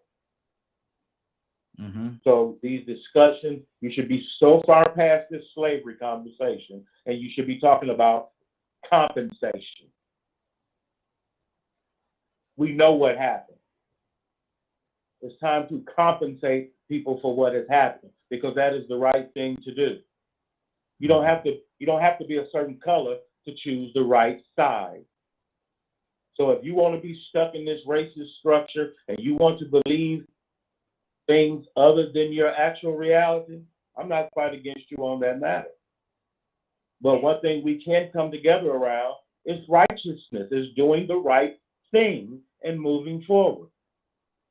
Okay, good deal. Rico, I'm going to try to catch you between shoes, brother. I agree, man. We do need to be clear about how we understand the way history went down, to actually understand why things are the way they are today. But at the same time, once you do get a clearer, better understanding, then you start finding a way to make progress, like Badger said, so we don't go and repeat those same things. Or we can actually defend or set up precautionary measures to stop it from evolving into that situation again, because if we're not careful, we can be repeating some things and not even realizing that we're in those same situations, like repeating recessions. Going through a depression, now we're going through a recession, and let the pundits tell it, man, we go through a recession like every 4 or 5 years, seem like. Some people don't even understand what that means. But for us to keep going through these economic situations and racist situations and school shootings, man, some things got to be addressed and corrected. It comes down to solving problems, finding a way to, come up with solutions, to fit situations. When we talk about mass shootings and guns and this and that, we have to find out a way to not just address one angle and think that one angle is going to fix everything. Because even though this is changing the subject, if we were to talk about mass shootings and we only talked about guns, we would also have to talk about how many of those mass shooters don't have a dad in their home, and the consequences of not having a protector and a provider and a person to show you how to handle pressure. That's right. There's more than one way to handle a situation, especially when you're dealing in dysfunction and you acknowledge that it exists. So, that like I said, we can acknowledge the Emancipation Proclamation. We can bring that up. I really didn't have a whole lot of interest in that conversation. But being that I listened to everybody else and saw that, we still on the same page as the other times we talked about it, it also shows me that we need to find a way to make sure we fill in those gaps and those cracks that people went to and used after the Emancipation Proclamation to still implement systemic racism. Rico, read this here. This is one of the Facebook viewers. You don't know Black people pain, so don't tell us to stop speaking on us. No matter your pain, you never went through or going through what Black people are. Period. Let's put the T on the end of that doggone thing. Period. Period. Good Lord. Then somebody got mad, man. Ignore that, Badger. That's somebody that they come from a different perspective, especially when they use that language and put the T's on the end of the period. you ain't no need even going back and forth with them. You know what I'm saying? But yeah, I mean, like I said, man, it's all about coming up with solutions, man, and making sure that we fill in those gaps that were left open that allowed them to come back with black codes and convict leasing and peonage, and to still use those other things, Jim Crow, the different things that allowed all of that to even happen, for us to even have to fight for civil rights in the 60s. There still was an atmosphere that exists, and right now we still we talking about systemic racism just yesterday. Still exists, so we need to fix those issues. Let me keep this thing going. Let me go to Willa, and then we got Paul on the line. I'm gonna go to Paul as well. So Willa, talk to me, sis. What's on your heart? You know, Raheem, one thing I love about this show is when we talk about solutions. That's the one thing that I love, because somebody out there might be listening that may need to hear a solution, a new beginning. So when you talked about the Emancipation Proclamation, you had the history professionals to tell you all about it and where we are right now. And I understand what Badger was saying. You know, he's looking for a world that's perfect from a human standpoint. He's looking for a world that people will love on one another, regardless of the color of their skin. He's looking for that speech that Martin Luther King had said on the mouth. That's what he's looking for. Well, I just want to tell Badger that there's still hope. Because if you read Galatians chapter 5, read it. And if we start to think different, transform the way we think, love on one another, take care of one another, yeah, it wouldn't matter what our history was, because we've changed it. That's what's on my heart, Raheem. That we become better as a people, as a human, loving on one another. Now, we may can't change everybody, but we sure know somebody who can. That's what's on my heart, Raheem, this morning. Exactly. Good deal. Paul, talk to me, brother. Good morning to you. Good morning to you all. I guess, as always, everyone had great comments. You know, kind of like that disagreement or the misunderstanding that occurred on the show a little while ago. It's about, I guess, you know, like we talked about before, white people and black people rarely speak on these issues because, you know, we don't know how. And I'm not, look, I'm only part white. So, I mean, you might see me as white, but white people don't see me as white. So where do I belong, you know? Thing is, like, you know, we have different experiences in life. And so I guess, I mean, I could comment on so many things people said that you know, I want to have a deeper conversation. You know, I'm sending out like a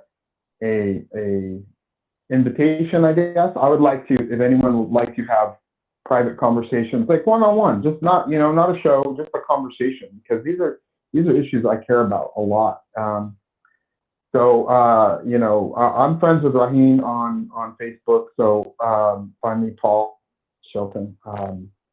And I would like to talk about these topics in depth because they're very important to me.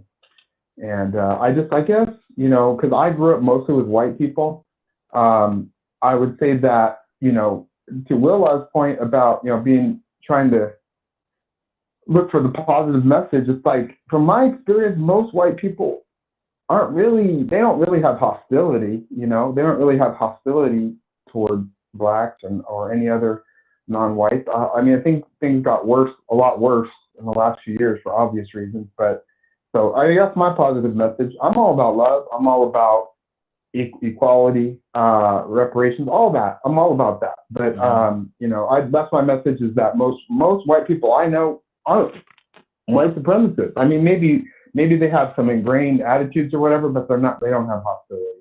That's how I feel. Okay. Tucson, talk to me, brother.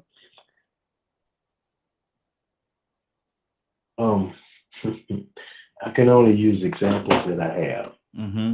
And this kind of thing was going on. And I'm just saying, we sometimes we avoid people because we avoid our differences. So in a teaching moment, Jesus says to his disciples, I got to go through Samaria. breaking all barriers. They usually go around Samaria because they didn't. And y'all have to excuse what I'm gonna say it. They didn't want to deal with them half breeds.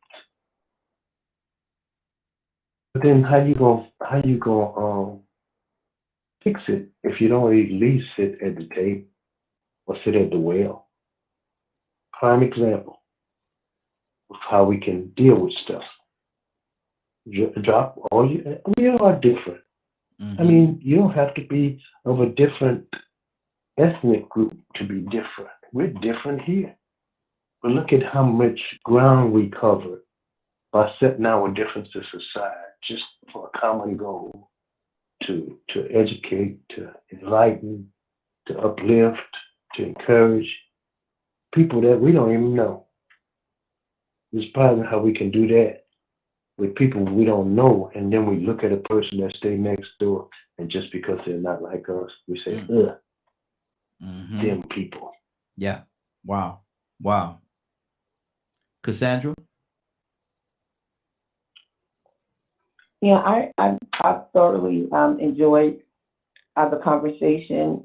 I appreciate Paul and Badger's position because they don't have to be here. They don't have to be willing to hear the conversations that have to do a lot of times just with our community. And, you know, and they have their own feelings about whatever goes on with our community, but at least they're willing to have a conversation. Exactly. And that is always my biggest thing. I want to sit with people. We can sit and talk about each other all day long, but I keep venturing out to talk to other people, the people that need to change, the white people, their mentalities about who we are, what we are. Those are the people that I want to talk to, because we talk to each other all the time. We can talk to each other all day long. But unless we can get the minds changed of the people that we say, you know, are the problem, nothing is going to change because we're not reaching them. We need to reach them. And that is what, as an advocate and an activist, that is what I seek after, to talk to people who want to see a change in the community that don't look like me. Exactly. That's good. That's good. Toy, I'm coming to you next week. Go Toy, you with a T. Yes, sir. There you go. What's on your heart? Well, nothing. You know what? Hey, great show. I'm gonna go ahead and wrap it up because we ain't out of time. But yes. Let me just throw this out there. White people ain't got no reason to be hostile. You ain't got no reason to be hostile. Just what you hostile for? I mean, please don't. Please, Paul and Badger, just know I'm real and rough and raw. This grown folk conversation, please don't get offended. But I'm still a black woman who grandpappys was dragged out and set on fire and hung from a tree. You know what I'm saying? So I don't think there's no reason for y'all to be hostile. But I do say that in this day and age, we still, as a race, are still trying to come together. But still, you got to acknowledge the truth. It is what it is. It's like you telling me, oh, you should be used to getting menstrual cramps. You get over it. No, the fact of the matter is, it's a part of my life because I'm a female, and it's not as easy as you think, and don't ever disqualify that. But great show as usual, man. I love y'all. And these conversations are doing exactly what we wanted to do. We got to get these conversations out and hear different people point of views and different perspectives, because if not, it's only going to be your world and what you see because you never experienced it. But I love y'all so much. Great topics, great conversations. Y'all have a wonderful day, and I'll be back on with y'all tomorrow. Yes, ma'am. Yes, ma'am. Rico. And you know, I think for people like Badger and Paul to sort of understand our apprehension, our hostility, or aggressiveness towards that, it's because the reality is it's odd that for some reason during all that time of hate, the slavery and all that brutality that went on, that somebody thought it was okay. So now we supposed to just, you know, believe that over 300 or 400 years of this deception and this terrorism that went on, that even the good ones that kept their mouths shut or turned a blind eye, because that's just the way things were. Rico, what did Muhammad Ali say about those 10,000 snakes? Exactly. You let 1,000 of them in, you don't know which ones are the bad ones. You don't know which ones want to kill you. So I mean, you know, we have to go based off of our history. We have to use what we learn to use this. I'm gonna say use a lot more discernment and to I'm gonna say look for more reasons to accept. Because one thing about it, a white person would have to accept our point of view. They would have to say, you know what, systemic racism does exist. Yes, that was a racist situation. Yes, but see, what we'll hear is that's not racist. Well, who are you to tell us what's racist and what's not? Mm-hmm. So you got to be open to receive it. You know what I'm saying? And we're not really sure of who we could trust when it comes to this, because some people they benefited so much from it that they don't even realize that they're contributing to it, or that they would have to maybe give up or sacrifice some privileges. And when they start realizing that they had to give up some of them privileges, then they start feeling like it's an attack on white men. Mm-hmm. So, I mean, you know, that's the reason why it's so hard, man. That's the reason why it comes off aggressive. You know, it seems like we might be a little defensive toward white people when they have a comment about what's going on, but it's not intentional, but it's just the way that history has set things up and the conditions that were created based on this racism that still exists today. Playing the hand you dealt. Playing the hand you dealt. That's what it's all about. Badger, what's on your heart, brother? I was surprised people actually like defended me. I wasn't expecting that. Um, I that told you was we really family. cool. I told you we family I around know. here. It was cool. Mm-hmm. I was just, trying not to cry kind of thing. Mm-hmm. I spent my whole life not having anyone have my back. Mm-hmm. So this is new. Yeah.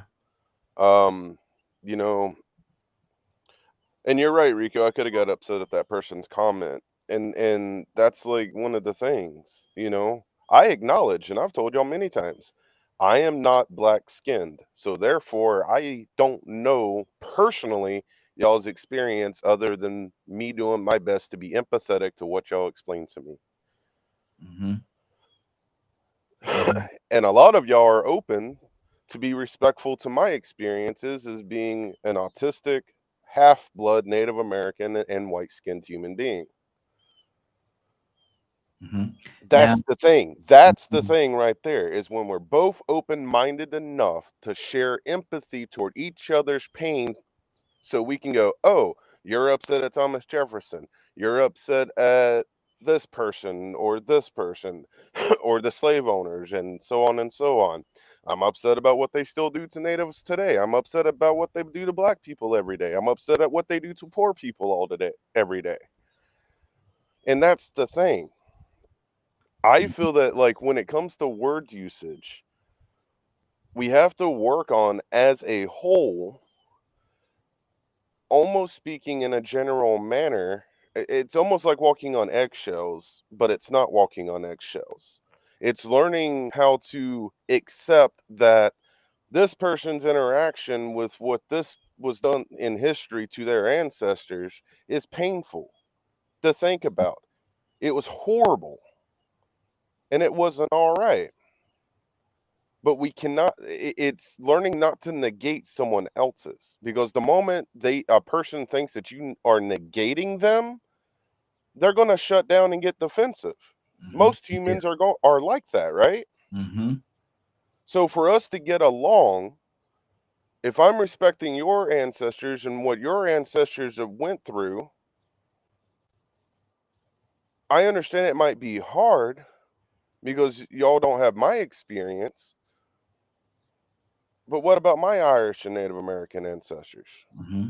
Good. Yeah. Absolutely. It's Absolutely. respecting each other's past and who we are as a human being in the present that's trying to fight together to create a better environment for our kids and grandkids to be brought into.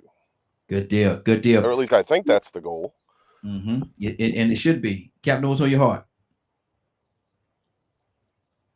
Brothers, listen, man, I'm going to keep it straight with no chaser. We spent 15, 20 minutes trying to explain that we understand Badger's concern or Paul's concern, when in reality it ain't about Badger's concerning Paul. So that is, Badger's been on this program forever and a day. Every day we're dealing with stuff. 98% of the people here are black people. What else we gonna talk about? If we want to do something good, don't come to us telling us what we need to do. Spend your moment and go to your own people and try to convince them of their wrong. And I bet you be running right back to our show because they don't want to hear it. But you come among us and we open our hearts. We're loving people. I'm not going to keep spending time trying to explain to you where we stand. You make an off-cuff statement. After a while, is it indigenous or is it sincere? Why do you hear it every day? After a while, I say, wow, damn. We keep hearing the same thing. You can't tell a frog who have been victimed by snakes that we need to end it, we need to stay together. When the frog, this snake don't eat frogs. Tell the frog that. Tell the frog, this particular snake don't want to deal with snakes at all. Y'all are good white people. Yes, they are. But every time I look around, they always come among us and try to tell us what we need to do. Go among your own people. But you already rejected among your own people because you know you're dealing with devils. You can't deal with them. They don't want to run you off you. You go and try to talk that bad to a whole group of whites, you're a Negro lover. You try to do the same thing, Paul, you're a Negro lover. You can't change them. So why you gonna come and try to tell us what you think? We already know what you think. Let's stay among, listen, we have a problem, yes. We want to see the perfect world, yes. But in reality, brother, Dr. Leonard, you can't get compensation until you get acknowledgement. Compensation don't come before acknowledgement. There has to be acknowledgement that you did wrong before you compensate. If you don't believe you did wrong, how you gonna ask for anything? There has to be an acknowledgement on everybody's level. But if you want to get all the emotion, you're dead scared, come on, man. And that to me is a waste of time. Trying to explain to them where we stand. We know you bad. I had a conversation with you. Everybody just go along, get along. Yes. But when we deal with the reality of people's stuff, that's why the caller called in, because there's other people that's listening to this. They don't know you, Bastard. They don't know you, Paul. They do. And when you make statements, they make it look like you're insensitive. And I know you're not insensitive, but at the same time, they'll keep bringing the same old soup, and you got to warm those. Well, I just want to see the world. And after a while, I'm tired of that, man. Come on, let's deal with the reality. Good deal. It's going to be real. It's not going to change. It's going to take time. And whether that time will be 100 years from now. Preacher. You can't tell God when. Preacher. You can't tell a person that suffer when. It takes time. Be patient. Hey, preacher. God's been patient with us. Be patient. Hey, preacher. Preacher, we got to move on, preacher. That's that. What you say? You are old Southern? How you say that thing, Captain? You're who? Old frustrated Southern. I'm a frustrated Southern. Okay, the preacher, we got to move on now. Hold on, now we got to move on. Good Sandra, what's on your heart? I'm done. You came to me already. Good Thank deal. you. Toussaint. I knew he was about to laugh. I knew he was about to laugh. That's why I went right to him because that joke about the laugh. And Cap reminded me of Jonah.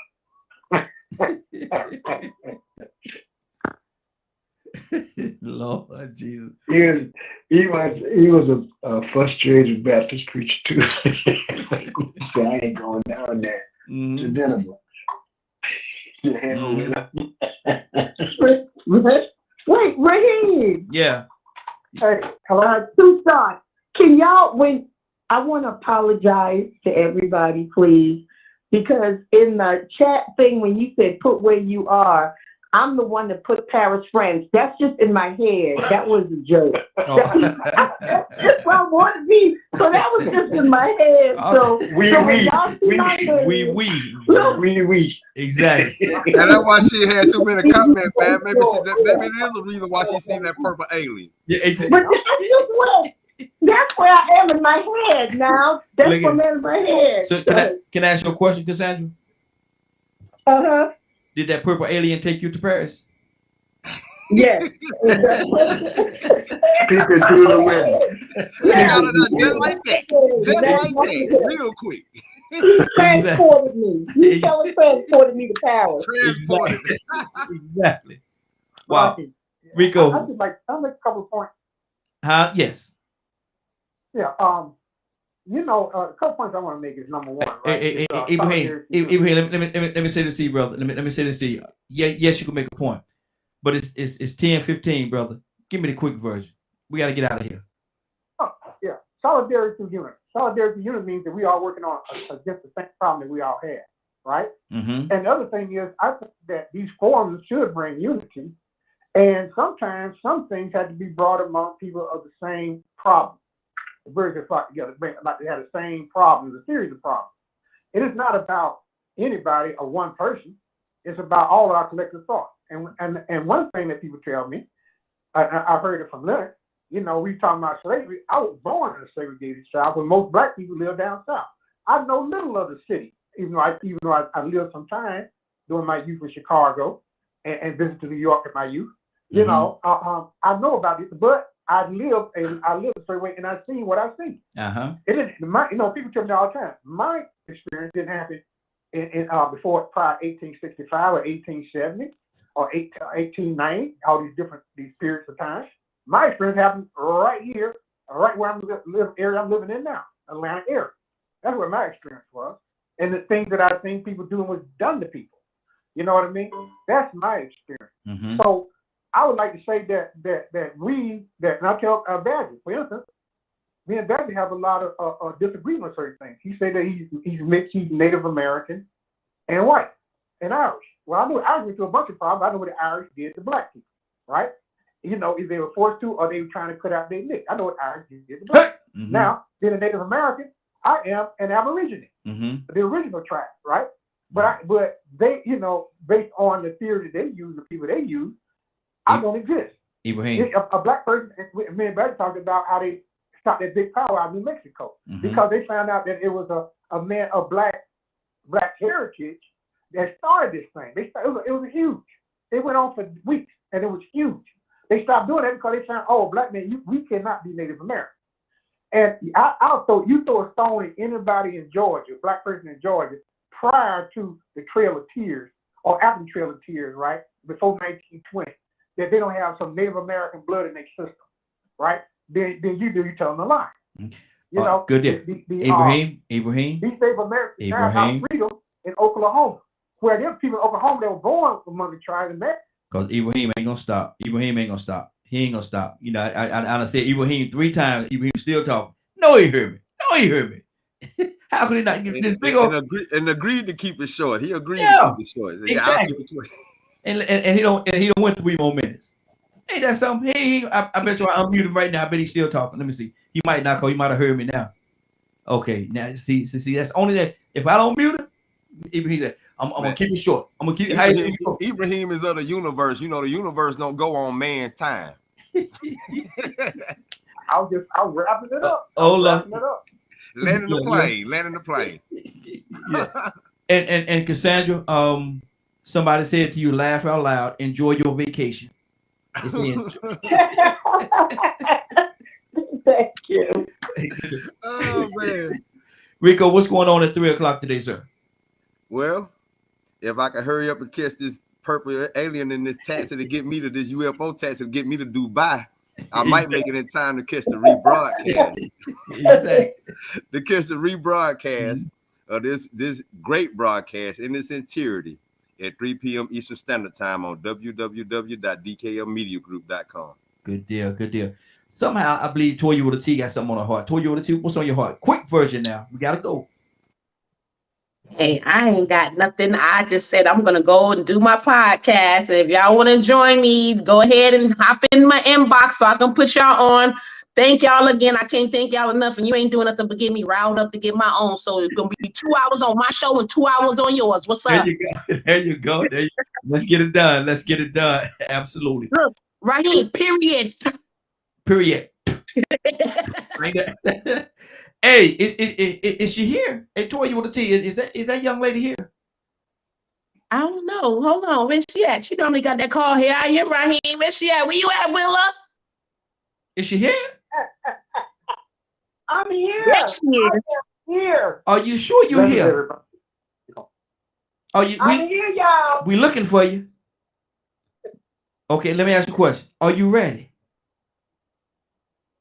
I'm ready. I am so ready, Raheem, to receive the word of God. You gotta match my energy, and I didn't put, and I apologize, I didn't put my energy out there right. Willow, that's how I gotta do it. Willow, Raheem, let's go. you know what, Willow? You know what? Let's go. Let's go. Let's go. Come on, everybody. Let's go this morning to the throne of grace this morning. Let's all be on one accord. Let's be humble and with bowed down heads. Let's go before the Lord of Lords, the King of Kings. Father, we thank you so much for allowing us to get up this morning and see another day. Father, we thank you so much for all you do in our lives, oh Lord. We're giving you the praise and the honor, Lord. Thank you for your unconditional love that you show us each and every day. Thank you for your mercy and your grace. Father, we're praying for peace this morning. Peace in our minds and in our hearts. That we love on one another. We help one another. We give each and every last one of the love that you show us. Allow the Holy Spirit to dwell in each one of our lives, Lord. Keep them in a mighty way. Father, you said it in your word that you'll be there for their healing and their comfort. You'll be there for the courtroom, whatever it is that's going on in their lives, Lord. Father, we believe that you will do it. Father, we believe that you'll do anything but fail. Father, we trust you and honor you this morning. We trust no man, but we trust you. Father, we thank you. We honor you, glorify you. In Christ Jesus' name. Amen, amen, and amen. Yes, Lord. Yes, Lord. It's been a great broadcast, y'all. I want to thank everybody. Anybody got anything before we get out of here? Anybody got anything they want to say before we get out of here? Somebody said they going into a hospital for a transfusion and they wanted Willow to say something extra for them. Oh, I missed that. I missed that. So I don't know who that is. It's a Facebook user. I don't know who that is, but yeah, somebody going in for a transfusion. They wanted Willow to say a little prayer. Oh man, I missed. I stood up, man, and I missed it. Willow. Let us pray. Let us pray right here. Hold on. Father God, we ready, Raheem. We're ready because we may not know, but Father, our Father knows. He's the omnipresent God. And he said it in his word that by his stripes that we're healed. And I believe it in the name of Jesus, Lord. Father, you said that you don't give us any fear, that you want us to trust you. So in a time of those things where we have to have surgery or we need to take medication or see a doctor, Father, we're trusting that and believing that you've already healed us. Whoever that is, oh Lord, I'm asking you to cover them in a mighty way. With every hand that touches their body, Lord, I'm asking that the power of healing come upon their body from their head to the toe. Father, give them peace to know and let them know that you're there with them, Lord. Father, let them know that they can trust you. Father, we believe that it's already done through your word. We ask you to do these things in your son, Jesus' name. Amen, amen, and amen. Thank you, Lord. Yes, Lord. Yes, Lord. Appreciate that, Rico. I totally missed it. I stood up, man, and I missed it. I don't know who that was asked for, but they knew what they was doing when they wanted her to do that for them, didn't they? Exactly. I don't know. Is that a regular? Can you see who that is? I know who it is, but they're a regular. They are the regular. Actually, is, but they didn't give me permission to say their name, so I didn't. I'm not. I figured it had to be somebody that knew something. Like, I just want to know if it was somebody that knew what she could do with those words. Mm-hmm. But yeah, well, like I said, they didn't give me permission to say their name, so no, I'm not gonna put it out there unless like I said, if they give me permission to do so, I certainly would do it because that's their personal business. You know what I mean? And so I don't put people's business out there like that. But but I'm glad that we were able to pray for her. I'm glad that Willow was able to bring forth the prayer, and we all in agreement with that particular prayer. So hopefully God's gonna hear the prayer and take heed to the prayer and bless her in a mighty way. I see that. Bless her in a mighty way. It is now 10:25. I want to thank everybody for joining us. And more than that, I want to thank you for allowing DKM Media Group and Associates and the Morning Glow for being a part of your morning. It is now 10:25. You're about to exit the Morning Glow, but before you go, I want let me see what they say. If I offended you in any way, I apologize. You're right. We are going through the thing, but I'm trying to read what was just said on the thing here. Okay. All right. Now I'm gonna start back over. Thank you for joining us. More than that, I want to thank you for allowing DKM Media Group and Associates and the Morning Glow for being a part of your morning. It is now 10:25. You're about to exit the Morning Glow, but before you go, I want you to do me two favors, if you will. One, I want you to continue to pray for us because we're certainly praying for each and every one of you. Number two, why this is real simple. I want you to go out there, find somebody, and give them a hug because you never know. It could be the only hug that they get, or it could very well be their last. Love you, and ain't nothing you can do about it. Have a great day and a better tomorrow. And we shine some of this light in you from the Morning Glow. Take it out there into this wicked and cruel world that we live in, and let your light so shine. If you get an opportunity, give somebody some love. You just might find some love in return. Won't that be a beautiful thing? Have a great day, and please, please, please be blessed. See you tomorrow. God say the same. Love you, and take care of one another.